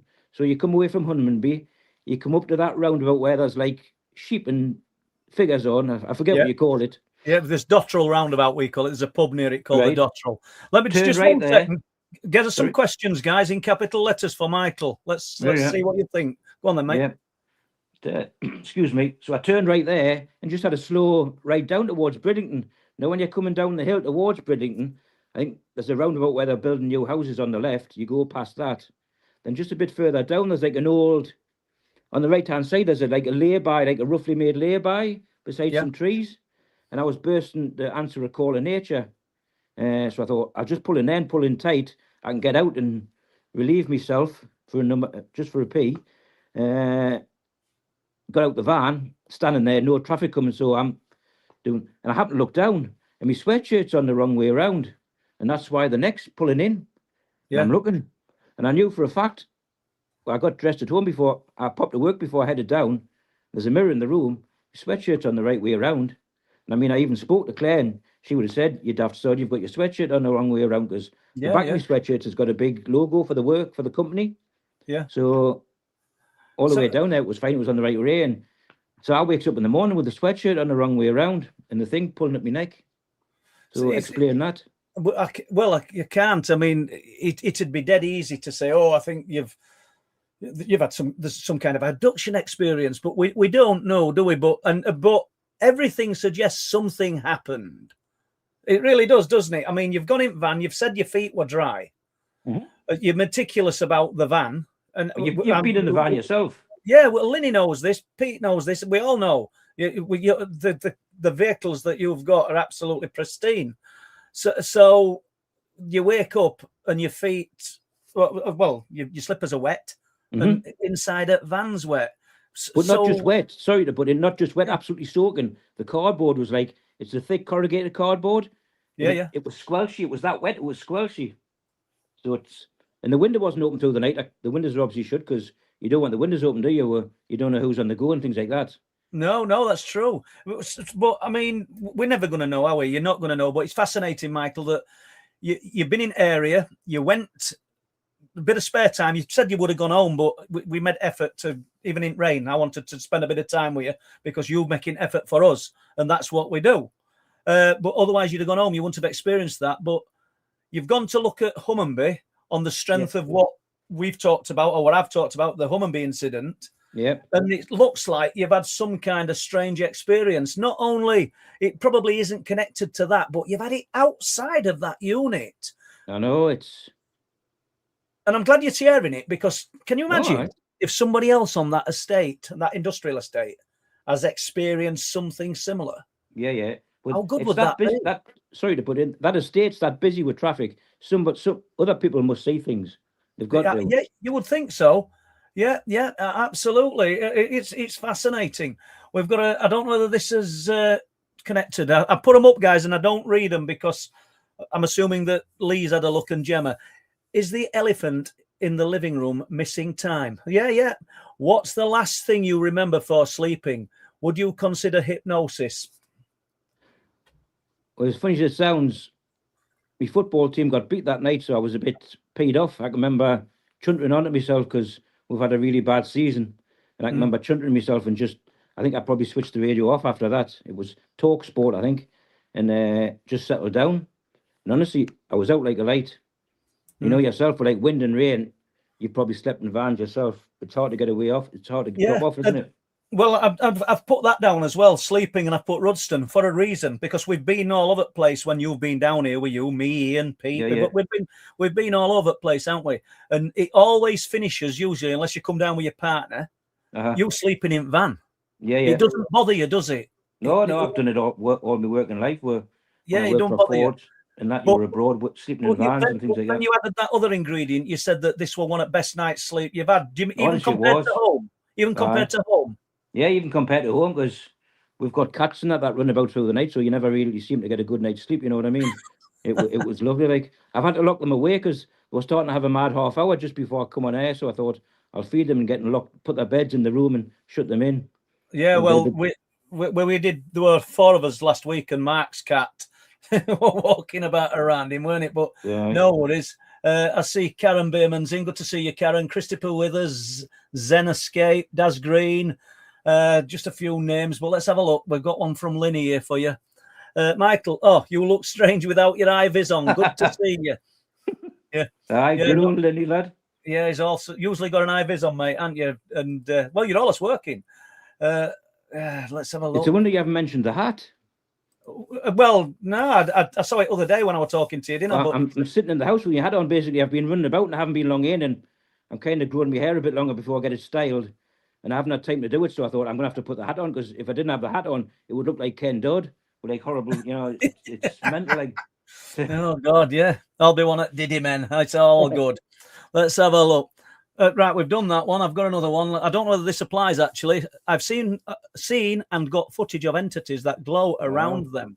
That's really interesting, Lisa. You know, but I mean, I think it's fascinating. I don't know. I've said before, haven't I, Michael, that we were up on them cliff tops when that light visited us. Yeah. And the only ingredient that were different was you were there. Although then Ian pointed out, and he's right in a way, every time something's happened, me and him have been there. Do you know what I mean? But you were there. So have we any more to add to this strange sighting at Hunmanby? We might come back to it if any questions get asked. If not, I want to get your views on the light. If I can just quickly finish off about... Don't be quick. Take your time. No rush. The Hunmanby thing, like the glow around the guy wasn't off the streetlights, because when it got nearer to 6 o'clock and the shift change, there was two people. It was still dark. Two people came walking down the path past these lights, and they didn't have a glow around them. So, and if somebody says, "Ah, well, with the street lights glowing off," it wasn't that like. So, No. so But you were so content. That's what I'm getting at. You laid there in this sort of state. I think we've all done it at times when we're having a really nice night's sleep and we wake up. You lay there and your body feels like a perfect clock, doesn't it? You just it was lovely. Nice. So, but there must have been a part of you that thought, "What is that I'm looking at there?" Nah, because like a bit like the thing at Danes Dyke, it just I was awake enough. I mean, I was lovely and warm and cozy. You know, when you wake up in bed and you're cozy with it, you don't want to move because it's that nice. I was just lying there like that, thinking, I don't want to move. It's lovely this, and it just went across the front of the van. So I just thought, oh, somebody going to work. Then you start. How close to front? How close to front at van? You'd only be a couple of foot ahead of the bonnet at the very most. Yeah. All right. And long hair, thin, fat. Couldn't really see. It was just, with it being dark, it was a dark figure. And you could probably say, if it wasn't for the glow around him, you probably wouldn't have taken much notice. He maybe would have blended in. All dark clothing, no high-vis or anything. The two guys that came walking down about half an hour later had high-vis jackets on, obviously going to work. This figure didn't have, it was just dark. So this figure then that you saw, did you see it minutes after you'd woken up, or immediately, or half an hour after? I'd probably woke up and I was just like resting my head like that, and like my eyes were open, and it wasn't a fact of just like opening your eyes and being half dazed. I'd woken up, put the radio on, and I was just sitting contented, just quietly.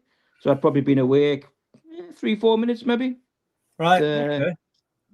No, it's fascinating. It really is, and especially in view of your reason for going there, you just wanted to look at that location and, I don't know, absorb and think about the things that have happened there, and then you have an experience. But I can remember when it was absolutely tipping down, and I appreciated you coming, because I'm not sure if you brought the dog or not. I think you did, you know. And that was the day you took me up to that tree where all the branches are snapped off at the top down Danes Dyke. Yeah, got it. We went up to there, and I think you said once over, you're quite quiet today, Michael, but my head was still stuck on that incident, and I was trying to tell you, but I thought, even though I trust you 100% and we've known each other quite a while, it was a bit too embarrassing, even though I know you.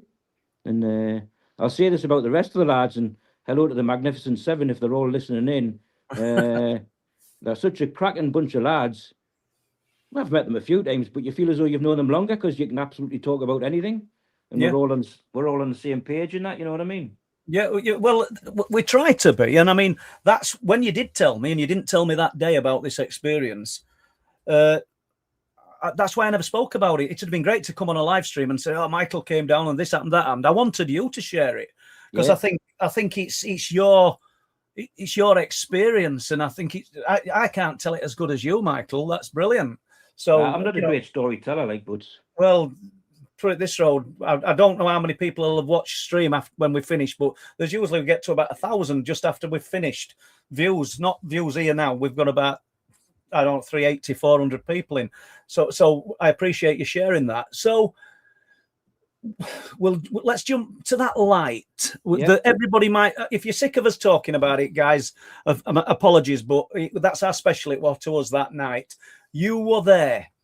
There were you, Chris, Mack, Linny, Pete, Jack. I think there were 7 of us, weren't there? There was 7, yeah. 7 of us. So what are your views? It might not have blown you away as much as it did me, but what are your thoughts on it? Well, can I just take you back that day a bit earlier? Yeah. Because I forget what day of the week it was, but I'd been down earlier that day as well. It was a Friday. No, I think it was a Friday. A couple of weeks before that, I'd been with Jack, and me and him had been Rudston, walking around the church. The church, went in the church and came out and had a walk around, but it started tipping down.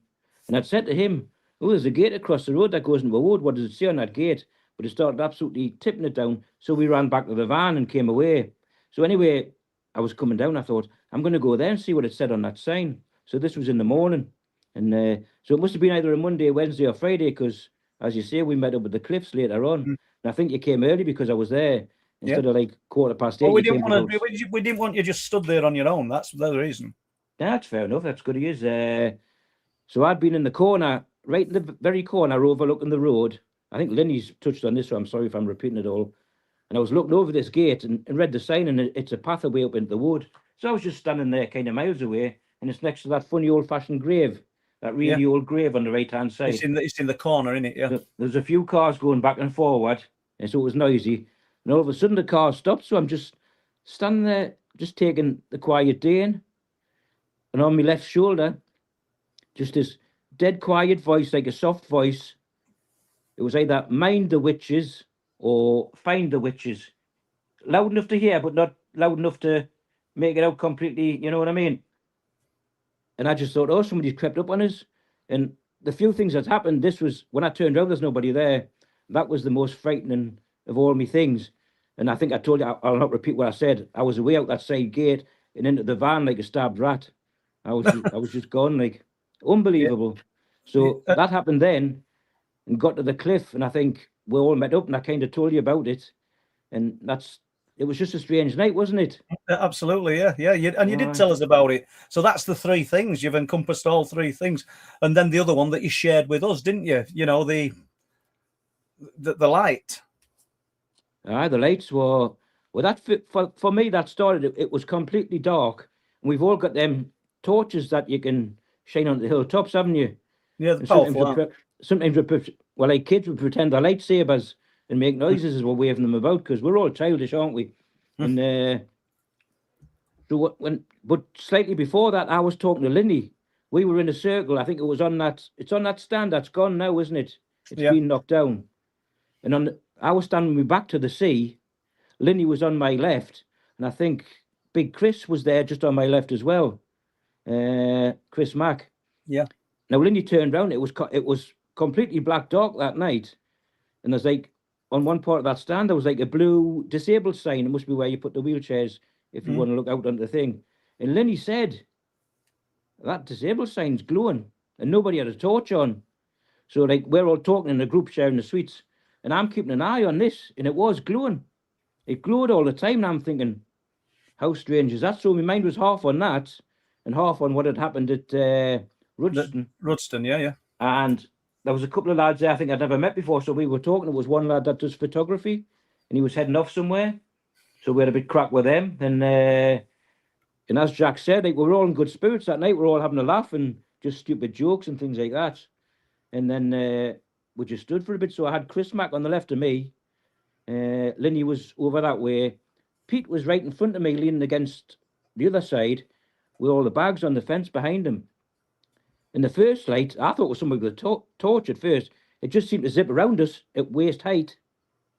It bounced off Chris Mack, I think, went towards Linny. But it was small, but it was really bright white light. Yeah. But it didn't have any glow around it. You would think something that bright would have like a glow, but it didn't. Yeah. But when it shot behind Pete and hit the bags, it kind of exploded into a big ball of light before it just phased out. It was unbelievable, like.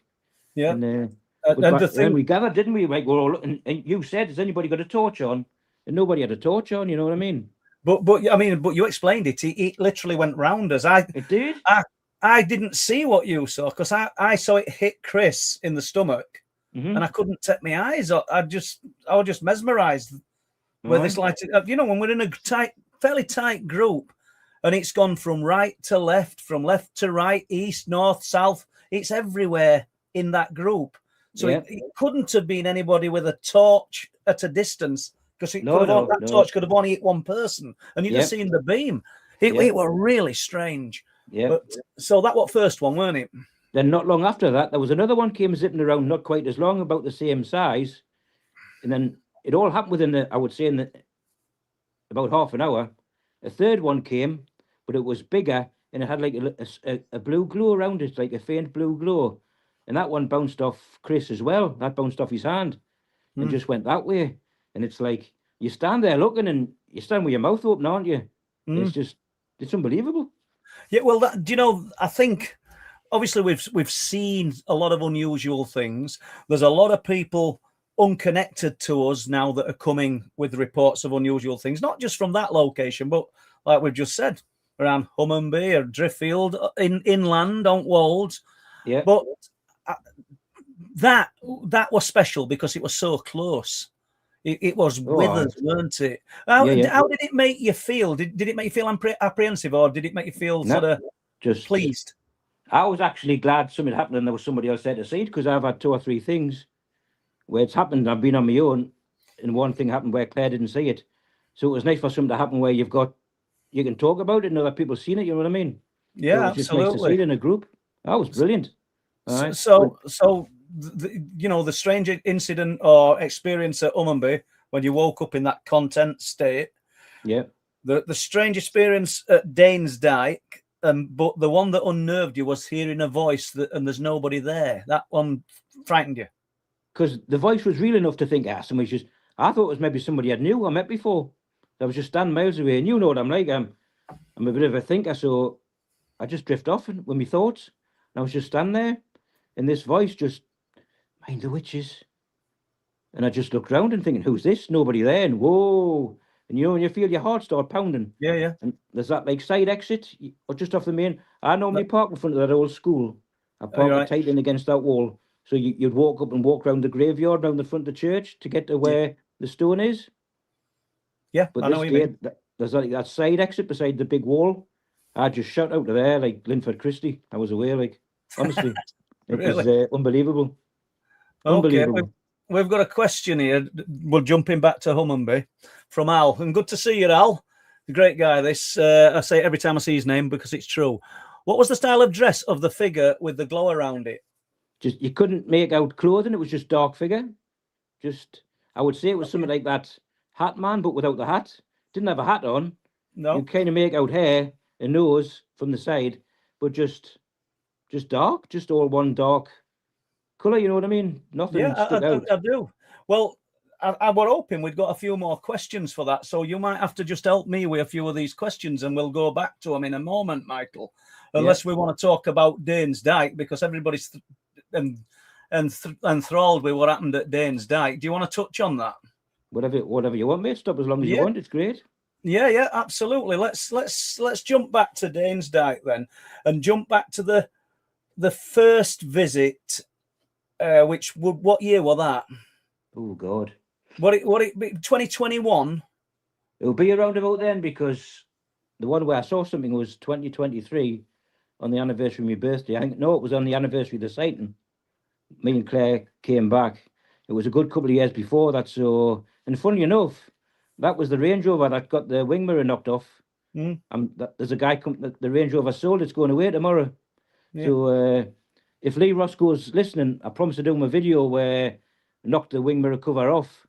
So I'll try and do that tomorrow before it goes away. Okay. And get him that video, because don't break wing mirror off if you've sold it. Don't be knocking it off for Lee. No, the Range Rovers, everything flies off them easy. You just pop it back on. It's not a problem. So you'd come down then approximately 2021. Once again, connected to your work, and you decided you were going to park in Danes Dyke car park. You went down in daylight. They were just shutting up, weren't it? That's right. I'd met a guy on the outskirts of York who I've dealt with a lot. We'll meet for a cuppa at a garden centre. I'll buy stuff off and we'll have a bit chat. And I didn't have any plans to come there. And I was actually pulling out of there to go onto that main road back into York before I hit the A1. And I'd just seen the sign for Bridlington, like 20 mile away, maybe a little bit more.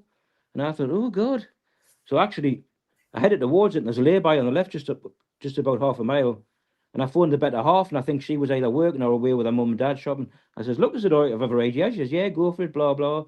So I just headed that way. I forgot what time of year it was, but it must have been the back end of summer or the start of winter. It got dark by about 7ish at night. So I just headed over. Back end, because you said cafe were open and it were getting dark. So, you know. I got to Danes Dyke, pulled in, drove along slowly, carefully, because first time you'd been there. And the car park was absolutely rammed with cars and people at that cafe, kids running about with ice creams and all that. And probably like yourself, I'm not one for big crowds. So I just went around the car park and drove out, a bit disappointed. So then I headed up to Bempton, did a couple of other things, and just mucked about really. And I actually, they had that big wooden box thing open at Bempton. And I remember talking to a guy there, because I hadn't met you then. And me being me, you know what I'm like. I didn't mind saying how I feel, kind of thing. And this guy was this taking the money, was saying, "Oh, what you here to see?" And I says, "Oh, big hairy things with like big teeth," and he's kind of laughing. And just mentioned it and on about. He says, "Oh, do you follow that guy from Bridgington?" He says, "The shortest guy, no disrespect." I says, "Oh, Paul Sinclair." He How says, dare "Aye." they? He said, he says he was here yesterday with a group of people. You've just missed him. And I thought, oh bloody hell. So had a good walk along there both ways and that. But that was a bad day because it was that windy at the cliffs. There was actually foam off the sea blowing up and coming over and hitting you in the face and things like that. You wouldn't think that, would you? We would, but yeah, I know what you mean. Yeah. With the height of them cliffs, and I thought, good God. And I didn't realise at the time I walked that far along and walked up that funny hill. I was actually standing on the top of Danes Dyke at the other end. And so I had a good walk about. Then it's kind of getting latish. Got back in the van, thought, well, I went for a bite to eat, got something from the co-op. And I headed back down to Danes Dyke, and it was kind of empty. There was nobody there. So I just sat in that very spot where I showed you, the very corner one, next to where I think there's some bins and things like that, some big bins. I just kind of got myself settled there, and there was 2 or 3 like kids in cars just coming around. It was getting dark. They closed the cafe up. And there was a couple of like big highlights on. I thought, oh, this isn't so bad. I'll just again made myself a bit of food, got the cover out, and I thought, oh, I'll stop here for a few hours. But within like a couple of hours, it was pitch black, and them lights had gone out. And the guys had been round that locked the toilets up and that in the van. There must be the council or something. They're away, and you're sitting there, you're thinking, "Boy, this is a bit remote." You know what I mean? Yeah. But obviously, nothing's happened there. And I mean, you watch all your videos and things like that, and I watched that Elusive with you and Chris, and you're both genuine blokes. I think that's what got it into it, because I'd watched a few things before you and him, and they're all American. So you kind of take it with a pinch of salt, if you know what I mean. Not Yeah. that you don't believe them, but like you and Chris on that thing, you're like, yeah, just down to earth blokes, and you know, you can just tell it's right.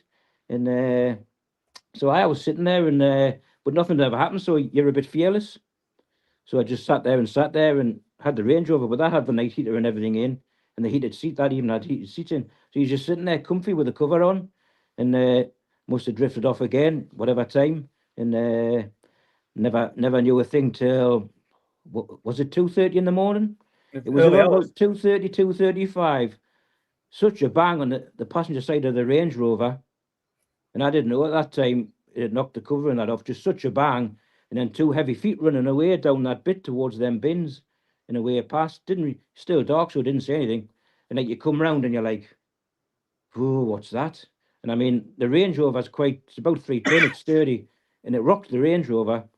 And I just thought, oh God, a deer or something. So I think I'd seen a deer there early in the day when I'd kind of walked about before when I'd come back. But I just got a funny, spooky feeling. So I thought, I've had enough of this. So I got myself gathered, rolled the sleeping bag down. And this is funny. I've told you before, so if I'm repeating myself, I'm sorry. I drove out slowly in the dark, put the lights on, drove out. So this would be about 3 o'clock in the morning. And you're Turned unnerved left. now, aren't you? You're Oh, rattled. the old April's gone a bit. Turns left, doing about 20 mile an hour. My head's spinning, thinking, what's this? The actual duvet got stuck under the accelerator, so you couldn't press the accelerator. So the Range Rover came to a halt. Just at that very time, a car come flying up behind us, flashing lights, what you doing? And honking the horn as he went past. I thought, bloody typical.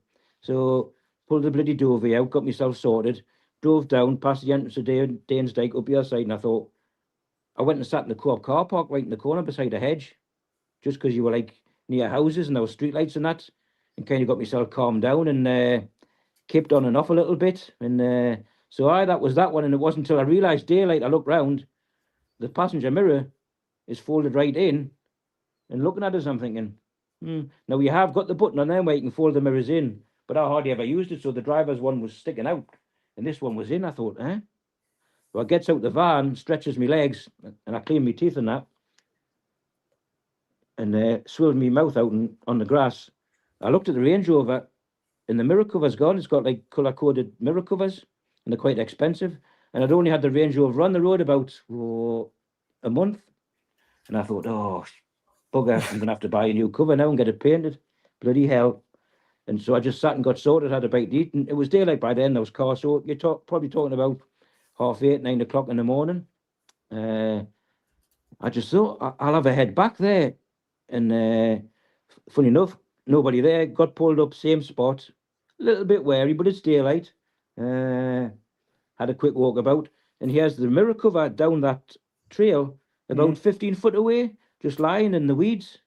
Not damaged, but somebody's hit it hard enough to pop that off. To knock it off, and you just snapped it back on. Picked it back on, and away back again, you know what I mean? You see, it's difficult for anybody that's not familiar with area, and I know there'll be people in chat that are familiar. I know Lee is, and everybody that comes with us. But where you said you were 2 feet, the bang, and then 2 feet running off. This is in night. This is in early hours at morning.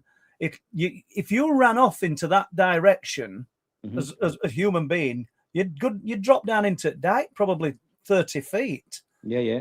There's no matter where you go, because it's on a 45. No matter where you go, you could have only gone into the dike, and it's pretty steep. There's no way you'd run at pace. In daytime, you won't go down it. You'd have to be really careful going. You've seen it. A lot of people have seen it. Yeah. So, where car park is, guys, if you've been there, can you imagine walking from car park across that grassy bit and looking over edge of Danesdyke, and you know how deep it is? And Michael's talking about something running off, which you perceive were on 2 legs at speed into darkness. I don't think it were a person, I'll be honest with you, because did you see a torchlight? No, but I did. Where I work, there's quite a few units, and there's a guy along the other end I know well, kind of look after his car. He's a butcher and like a gamekeeper. So I got talking to him. Didn't tell him all the ins and outs, but he's the type of bloke that he would just cut you off straight away with a load of rubbish. There's nothing like that exists. One of them. Nice enough bloke, though. And I said to him what had happened, and I says, there's a lot of deer in there and some big ones. It must have been a deer hit the car. He says, Michael, a deer wouldn't come near your car. No. So I thought, and he'd know. And not only that, Michael, I think we're not talking about red deer or fallow deer. We're talking about roe deer. They're only about 35 inch at the shoulder, I think. Yeah. They're probably lower than your Range Rover wing mirror. Do you know what I mean? And they might look big, but they're not that heavy. You're only looking at, somebody's going to correct me here, but I think you're looking at between 100 and 150 pound in weight. So, they're not that massive. I don't think it were a deer, but I don't know what it were either, by the way. Can we just stop there for a moment? And there's a question here that's taking us back to Hunmanby from Ian. Did you have any dreams after seeing the apparition? He's calling the apparition this guy that walked in front of you. No, I can't say I did. No. And because we're probably going to keep jumping back to that. There's Linda. What a great guest Michael is. I could listen to him for ages. Thank you, Linda. That's good, isn't it? I like it as well because I don't have to say much, do I? Which is good. I wish I was a bit of a better storyteller, to be honest. This is good as well. It's not a question. Good evening, Paul. Tuning in for the first time. What a brilliant story you sent me. Honestly, absolutely. I know exactly who it is. And it's all printed off. It's all ready to go. But nobody's going to know about this just yet anyway. But if I started reading this man's story, it's quite detailed. It's really well written. So I'm not just saying it, but it's detailed. We'd probably do half an hour, 3/4 of an hour reading it. Really interesting. So I appreciate that. Incidentally, I'll just get this in. Anybody interested in the Truth Proof books? I do it every week, don't I? I'm going to have to make a little advert so I don't have to say it. It's kind of embarrassing, But truthproof.uk for the books and the DVD. And the Kindle versions are obviously on Amazon. And you can get the DVD, Wolfland's DVD, on Amazon Prime. I say every week, but if you ordered anything tonight, it'll be in post tomorrow. And obviously, I've no say over Kindle. It's just about instant, isn't it, guys? And once again, because Lee always tells me afterwards, tell people, if you're new and you've not pressed like and subscribe, give it a go because it's totally free and it's just supporting us a little bit. So that's brilliant. So can I just come in there and say something? Yeah, so of course you can. And knowing you for a while and what you do for it, if anybody's like hasn't got the books, and you haven't told me to say this, if anybody, and I'm not a massive reader, I read a bit, but if anybody's on the fence about getting the books, or get them, like, because Truth 1, 2, 3, and 4 is brilliant, and not being disrespectful, I hung off from buying the Night People because I thought, it's not really my thing. But then you've got the other 4. I thought it's nice to have the set. And honestly, it's better than the 4. They're all brilliant, but the Night People is even more like shocking than the other 4. You know what I mean? Do you know when I wrote that book? Obviously, people will know it's about my own experiences and my family's experience. I didn't realise I was going to be writing something that were frightening. Never set out to. I just wrote the book, or got those words down as they came to me, and just tried to relay the experiences as accurately as I could. And so many people have told me that it's frightened them after reading Night People. It's frightened them, and so I don't know whether that's a good thing or a bad thing, but I didn't realize I'd be writing anything frightening. Michael, how far into it are you? Which one? I've read Night them all. People. I've read them all 2 or 3 times. You put them down for a year, then if you're having a day off work for a couple of days or something, or a bit time off work, and Claire's at work, you're just sitting and it's bad weather. I'll pick one of them up and go through a few chapters. Yeah. But like as you know, Claire's into them 2 people off the cliff that you don't like to talk about. That story blows her away, and but it's just from start to finish. That book, it's just well. Thank you. Honestly, I'm glad, and it's nice of you to say. But apart from Night People, the other 4 books, it's not me. They're other people's accounts, and all I've done is put them together in the best way I can. But I would have thought just about everybody in the books I've spoken to, and you know, I keep harping on about it now because there's a few people out there that aren't as nice as, or as, they don't have to like what I'm doing. But there's people out there, when you start saying you're making stories up, it's funny. Yep. I like to get my accounts out there. Do you know what I mean? And get a bit of recording off the people. So it's all good. Let's just look for a few more questions, Michael. All right. Let's have a look. Any damage on the door? Which were on about the Range Rover. I think you'd have said, wouldn't you? No, they're crap vehicles, but they're built like tanks. So no, there was no damage. Right, okay. Lisa says, I'd like Bringing Down the Lights DVD. Me and Chris should be getting that back shortly, because obviously I think it was licensed for 5 years. So, there will be some available shortly. And also, guys, we are on with another documentary, just like I am with Les. Everything's time, but Michael's been kind enough. He's already allowed me and Chris to film him and document his incredible experience in Danes Dyke, and I'm looking for questions in case you didn't want to do that one.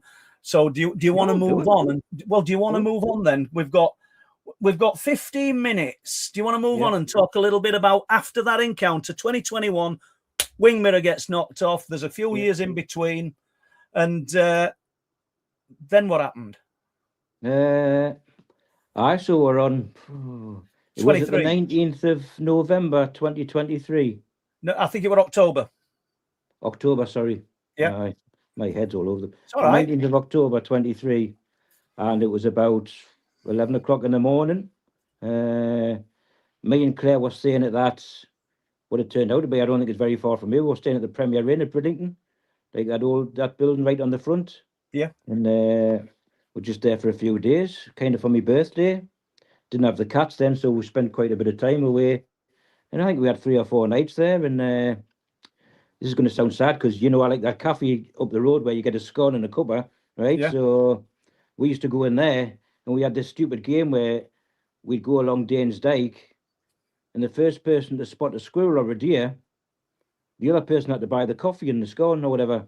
So we're all like eyes on stalks looking for stupid, immature game, but that's what I'm like. I'm immature, so... So I puts the ticket on the van, parked in the same spot right in that corner, just creature of habit, parked there.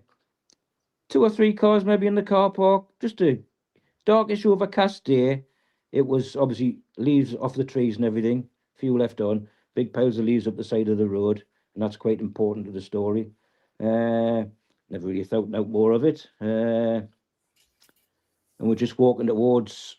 So we'd parked up and we're walking, cafe on the left, and we're walking towards that way, and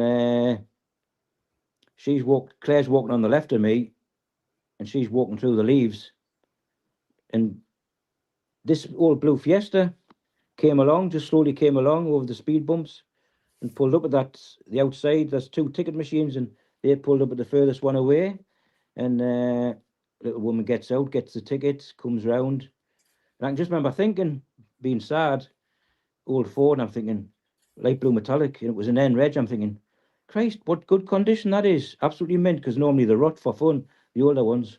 There wasn't a mark on it.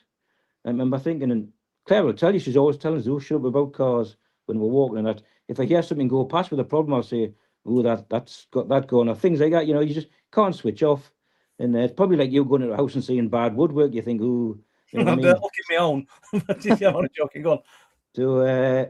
So I with that got out. She got back in with a ticket. This car's there, and I remember walking, and I knew a bloke years ago that was high up in the army. He was kind of a relative. I used to look after his car. He was a Green Beret. Then he got higher. So that's obviously the SES, but he couldn't tell you the stories. But I remember talking to him, we used to sit, and the world was bad enough then. And he used to say to me, Michael, always look around you wherever you are, look around you. And it's more relevant these days, isn't it? Absolutely.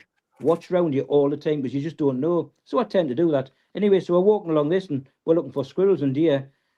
And I just, out the corner of my right eye, and we've been to them trees, it's just this side of where you turn right for the exit. If people have been there, they'll know what I'm on about.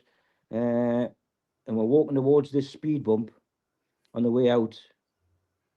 And I just seen this big figure come from behind the tree. But I just thought it was a walker, like a tall bloke with a massive long barber coat on, because it was like green and browns out the corner of my eye. And this big, the hats that gamekeepers wear, like the waterproof big ones, with the brim on. And I remember thinking to myself, we're walking and talking about something, I just remember thinking to myself, Christ, he's a big bugger. I wouldn't like to fall out with him. And just kind of at that second, she stumbled, because the speed bump was covered with leaves. She kind of caught her foot on that, so we're having a laugh, and we got over the top of that. By the time I've looked up again, he's near the middle of the road, and he's huge, completely black figure with this massive long black coat with the leather thing on the shoulders flapping in the breeze. It's like an old-fashioned coat. And I think we've talked to Linny since then. And when we met that lovely woman up on the cliffs that said that was a spooky thing as well, forgot to tell you. So she picked me out, didn't she? There was a whole group of us then. She says, somebody else had a bad experience. And them sticks pointed straight towards me. It was like, oh, God.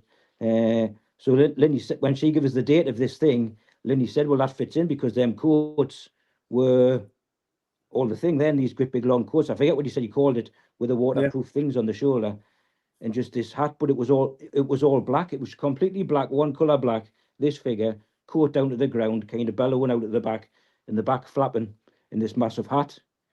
And it just kind of floated. I'm just looking, thinking, and you don't take it in though, because you're trying to process it.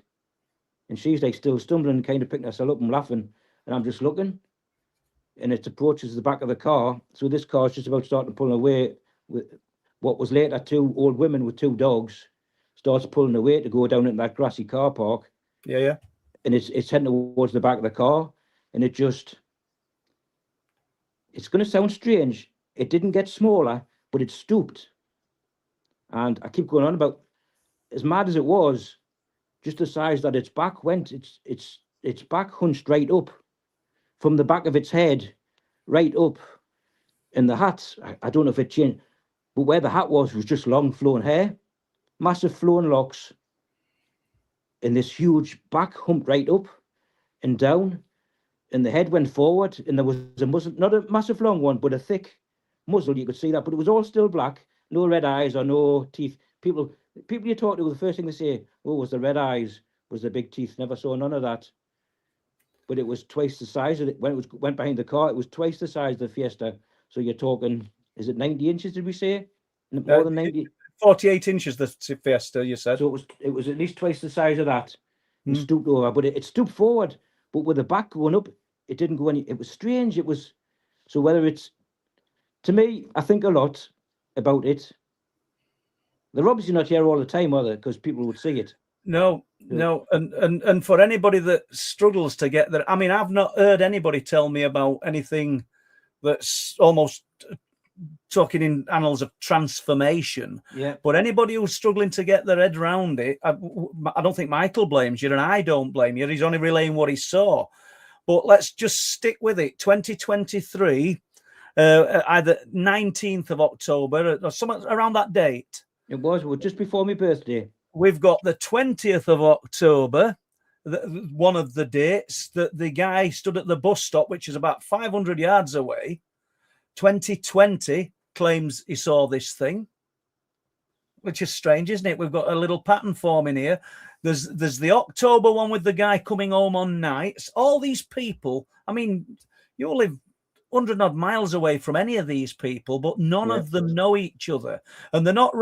None of them wanted to contribute to anything I'm involved in. You started searching after you'd seen it. Do you know what I mean? But the guy at the bus stop, they were a chance meeting. He didn't come looking for me and tell me about it. I ended up meeting him in Danes Dyke, and we got talking, and then he told me this crazy story of this thing that had sparkling eyes and face that looked half human, half dog. He's just coming out with something like that. There's about 4 reports from October on different years from different people. So what I'm getting at is, as hard as it is maybe to get your head around what these people are telling you, Michael included, myself with night people, these things are happening, whether you like it or not, and they'll continue to happen long after you've stopped talking about it.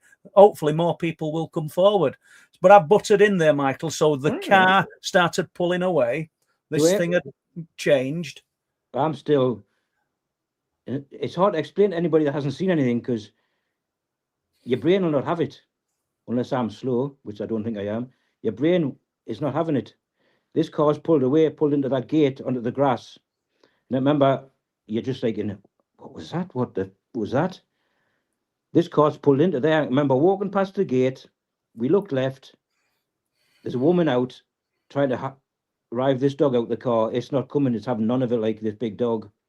And Claire says she saw somebody out the other side with a little dog, but I didn't notice that. I just remember this little woman in this lead was like as tight as a guitar string, and the dog wasn't coming out. I remember the dog. So obviously that's sensed something, I would say. And my better half can read me like a book. I looked left and I was just about to say, I'm going to go and ask them, see if they saw it. She says, don't say a word, I think you're bloody stupid. So I didn't bother. And obviously we walked past in a daze. I looked down that path, obviously nothing there.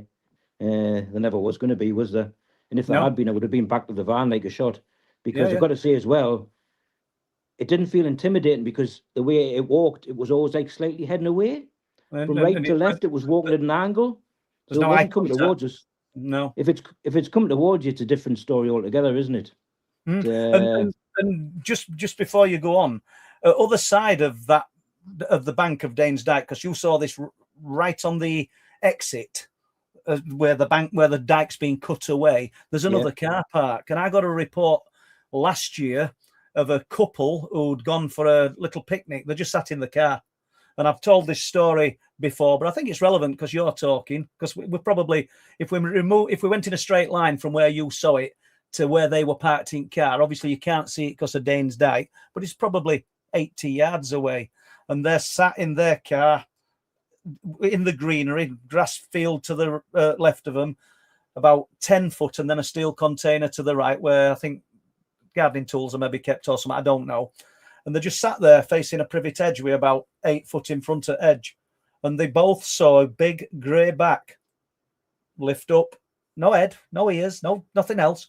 They just saw it lift above the bonnet and then go back down, and they both like kind of looking at each other and thinking, did you just see that? Looked in the mirrors, carried on looking, saw nothing else. Nothing moved away to right, to left, or to forward. What's it about? What's all that about? Another quirky report. Not far from where you saw it, there were and I've spoke about this before, and I really want to speak to this lady. Her brother's contacted me. It were him that contacted me initially, and then I got to speak to her. But I'd like to interview her, to be honest, actually on location when they come again. And she were there with her brother and her little boy, and they're walking towards entrance of Danes Dyke. They're going out. They're staying on in a caravan for just up and over Brow. And she's watching her brother playing with her little boy, or young boy, be at 8 or 9 years old, and close to a bus stop where this lad says this man, not lad, this man saw this thing come out of the dike, and something growled in her ear. She said it were on my shoulder. It were terrifying. It were there. Turned round in fear, and there's nothing there. There's something there. I'm saying there's nothing there. In that instance, there's nothing visual to see, but there's something there. Without a doubt. Not everybody, they're not telling fibs. There's something unusual there. So where did we get to? The dog won't come out of the car. No. We've walked a bit further because she said you're not speaking to them. Look down that lane, nothing there. But it wasn't really frightening. It's more, as time goes on, the more you think about it, it gets that way. And if we've got time, I mean, we've only got 5 minutes, I probably can't, but I can tell about the aftermath of it all, you know what I mean, and how it leaves you feeling. So I don't mind telling people. But no, we walked right to the far end. Slow walk then, slow walk back, but it was like, you know what I mean? But Well, go on, spend 5 minutes then telling us how you felt. well, I mean, The aftermath. afterwards, Then. it never really leaves you. And I don't tell loads of folk about it. If people Well, you are ask doing them, now. Don't do it if you don't want to. I've only ever had one person try and like be sarcastic and take the mickey, and he kind of got told, but he was a young lad that worked for somebody that I knew, so he was a gobby little apprentice anyway, so he got told.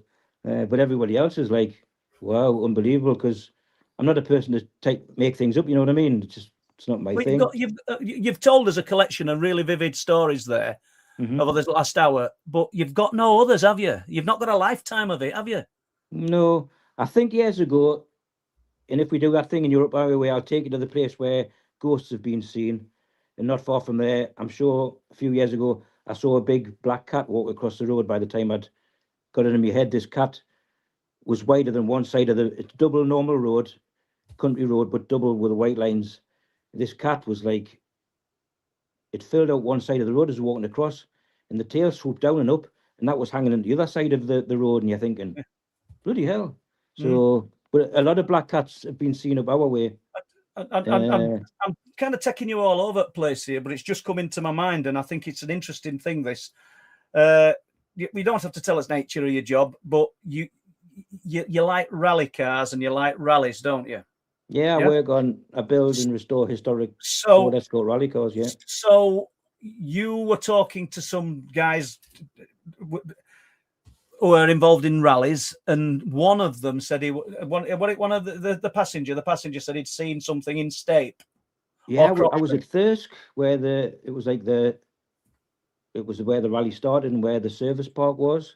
I think it's a big mart or something in Thirsk. Never been there before. Excuse me. And I was meeting a customer there and we're just chatting. And we were about 20 foot away from where it's like a time control where the cars come in. You've got to stop on your right minute. Co-driver gets the time and all that on the clock and things like that. So there's just a group of like competitors gathering to get each other's times and things like that. I mean, I've known a few of them for years ago, but like it was years ago when I was involved in rallying. So it's like a new, younger group now. All the guys I worked for and knew, like old retired blokes now. And so there was just a group of folk. And I was standing talking to this customer, but you're listening to all the banter and that. And I just remember that this co-driver out the window hanging on, and a lot of effing and jeffing, because that's what they're like. And they'd used that Stape stage. I think that's what I said to you, wasn't it? Yeah. And I just heard this guy saying, he says, I'm kidding you, fucking not. A fucking bear walked in front of our car and disappeared into the right-hand side. And he says, I just glanced round and it was just like a huge bear's back, but it was standing on two legs. And the laughter broke out. I wasn't laughing. I could feel the hair stand up. You're thinking, you've seen something there, mate, haven't you? I didn't speak to him. No. And like there must have been 20 folk round and just the usual, oh, you're an idiot, blah, blah, you know what I mean? And you feel sorry for them in a way, because ignorance is bliss, isn't it? I'm glad you mentioned it, because I'm not saying, oh, that guy's going to be watching, but if he's seen something like that, it might draw him to, or gravitate to, looking into this more. That's what people do, don't they?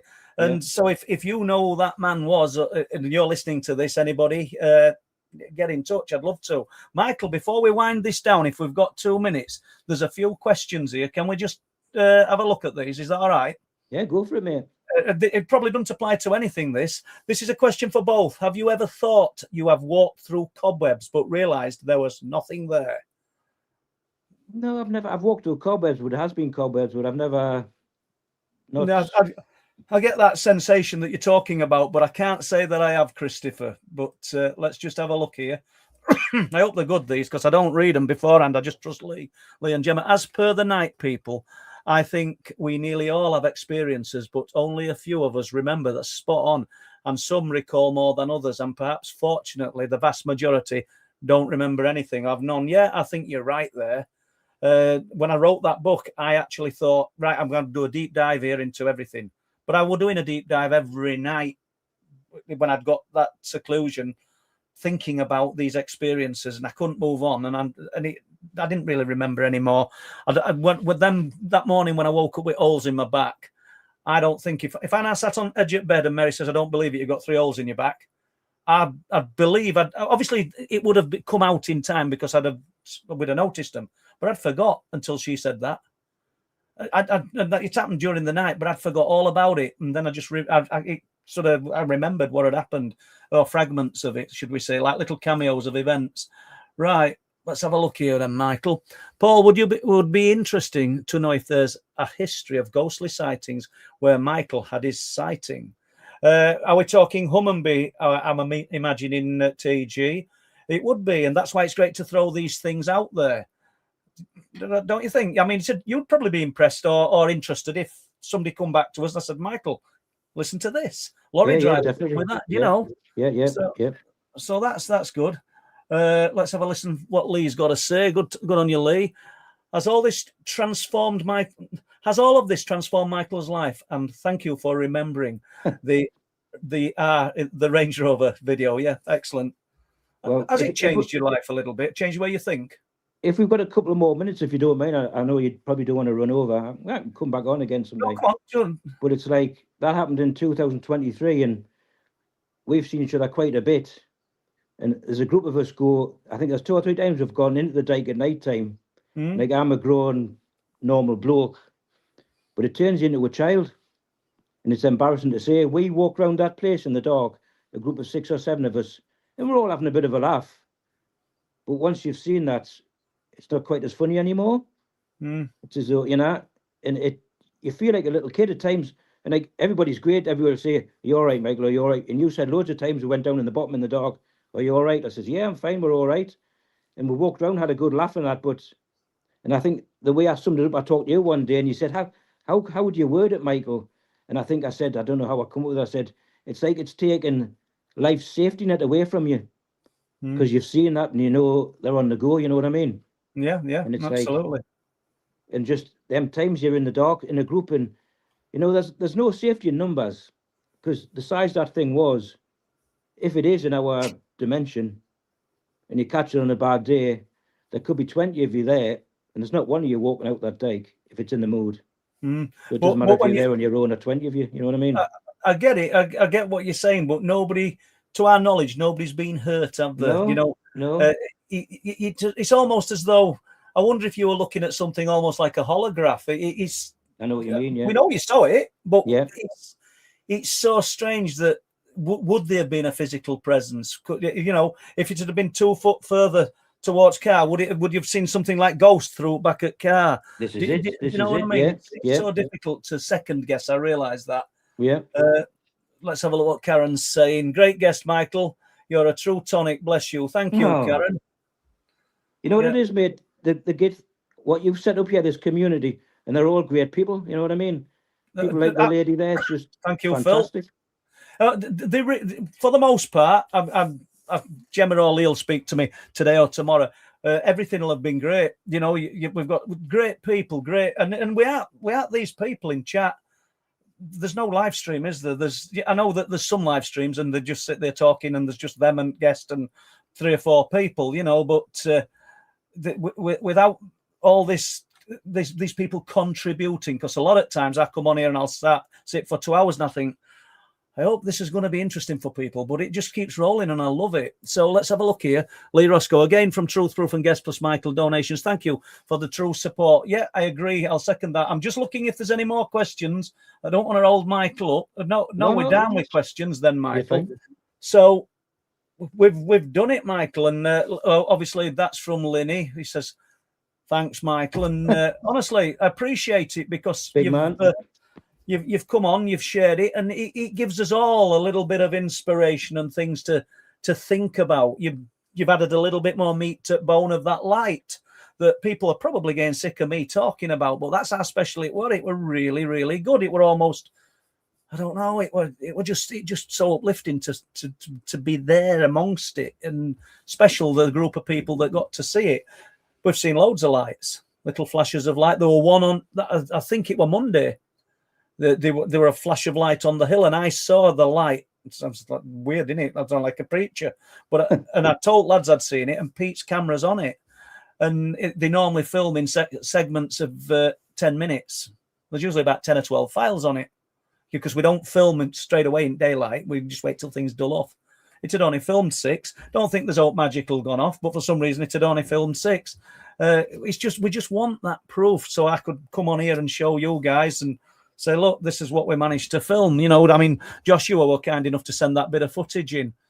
Chances are, I think it's a bunch of balloons, but it spurred him on enough and his friend to film it because his friend said it come straight towards him. So we put it on. There's some more photographs to show next week, which there's not a lot I can do with him. I just want to highlight the orb a little bit more because this guy's been kind enough to send it in.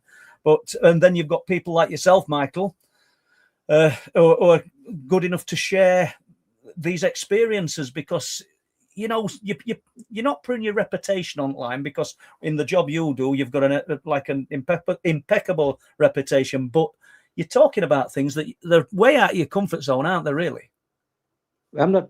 If people laugh, it doesn't really bother us because it happened, and excuse me, it's therapy in a way. It bottles up, things bottle up, and it changes. That if you've got 2 more minutes, that the Danes Dyke thing, it changed because I used to do loads of walking before I knew about Truth Proof and all that. I'd finish your work at 5, get away up in I'm near Hadrian's Wall. You'd walk 5, 6, 7 miles through woods in the dark, all the way around there, come back down, go home, never bat an eyelid. There's one place, when you're up here, I'll take you to, that always got a funny feeling, one little place, every time. And that turned out to be where ghosts and other things have been seen, but that's a different story. But after this, I mean, I live in a town now with Claire, busy, bustling town. Gets dark, and I should be going walking at night, but you just sit there and think, I'll give that a miss. And it's like, it's stupid because you're a grown man, and I'm never going to see anything like that again. I mean, I think you're lucky or unlucky to see it once, but it's always in the back of your mind. And, and you don't want to see it again. I take it then. And like we met Doc Martin that night. He's a lovely bloke. Doc, hello if you're in, mate. And he stood at the dike and talked to us in the shelter that night, and he could tell I was past myself, and he says, "You're all right, Michael. You're all right." And just everybody's that caring and nice. You know what I mean? I think you've got to be, and I'm always mindful that I've got people coming to me sharing things. Look at these 1968 sightings and 1962, and apart from sharing them with a family, and the other one, the lady who shared that sighting of the strange objects as she were walking a dog, 8 years. I knew about it 8 years ago because the son emailed me and told me, and he says, if my mum will talk about it, I'll be in touch. And sure enough, he got in touch a few days ago and said, my mum's been watching channel and she might talk to you. And then lo and behold, spoke to her today. And I think it is a little bit like therapy, and we're not therapists, so let's face it, but it's good because you've got a place where you can share this information if you want to. But incidentally, guys, last week I spent a bit of time at Speeton. So me and Chris Mack, we said we'd seen the figure on the cliff tops, and then the light that appeared at the back of us, which I put on that short film. I've done the same walk in daylight because we value comments. But I want you guys to have a bit of perspective of what it's like in daylight. For the people that said it were a rock concert, the lights of a rock concert, you'll see it couldn't have been, and you just get an idea of it. So, we've sort of gone the extra mile and done the walk in daylight, or I have, just so you guys could see. But Michael, I think on that note, at nearly 9:10, mate, I need to thank you Yeah.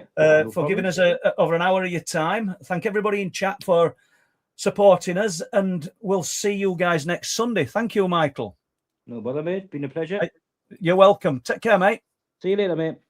Is this an adventure or what? We don't need unexplained phenomena. I hope you guys are enjoying this journey we're taking you on. I know you come expecting to hear about big cats, cryptids, UFOs. We will touch on some of that, but I think it's worth sharing some of this with you, don't you? There's only 2 living souls up here today. Because I can see it in my mind, I can see it in my head what I saw, but I can't describe. Our eyes was closed, like a brightish light in my face, and I just felt paralysed.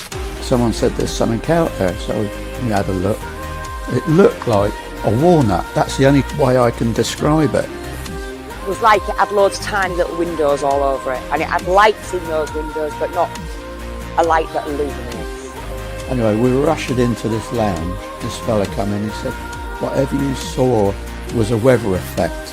And everything is deathly silent. There's no sea, there's no wind, there's no night noise, because, you know, there's foxes all over here. There's nothing.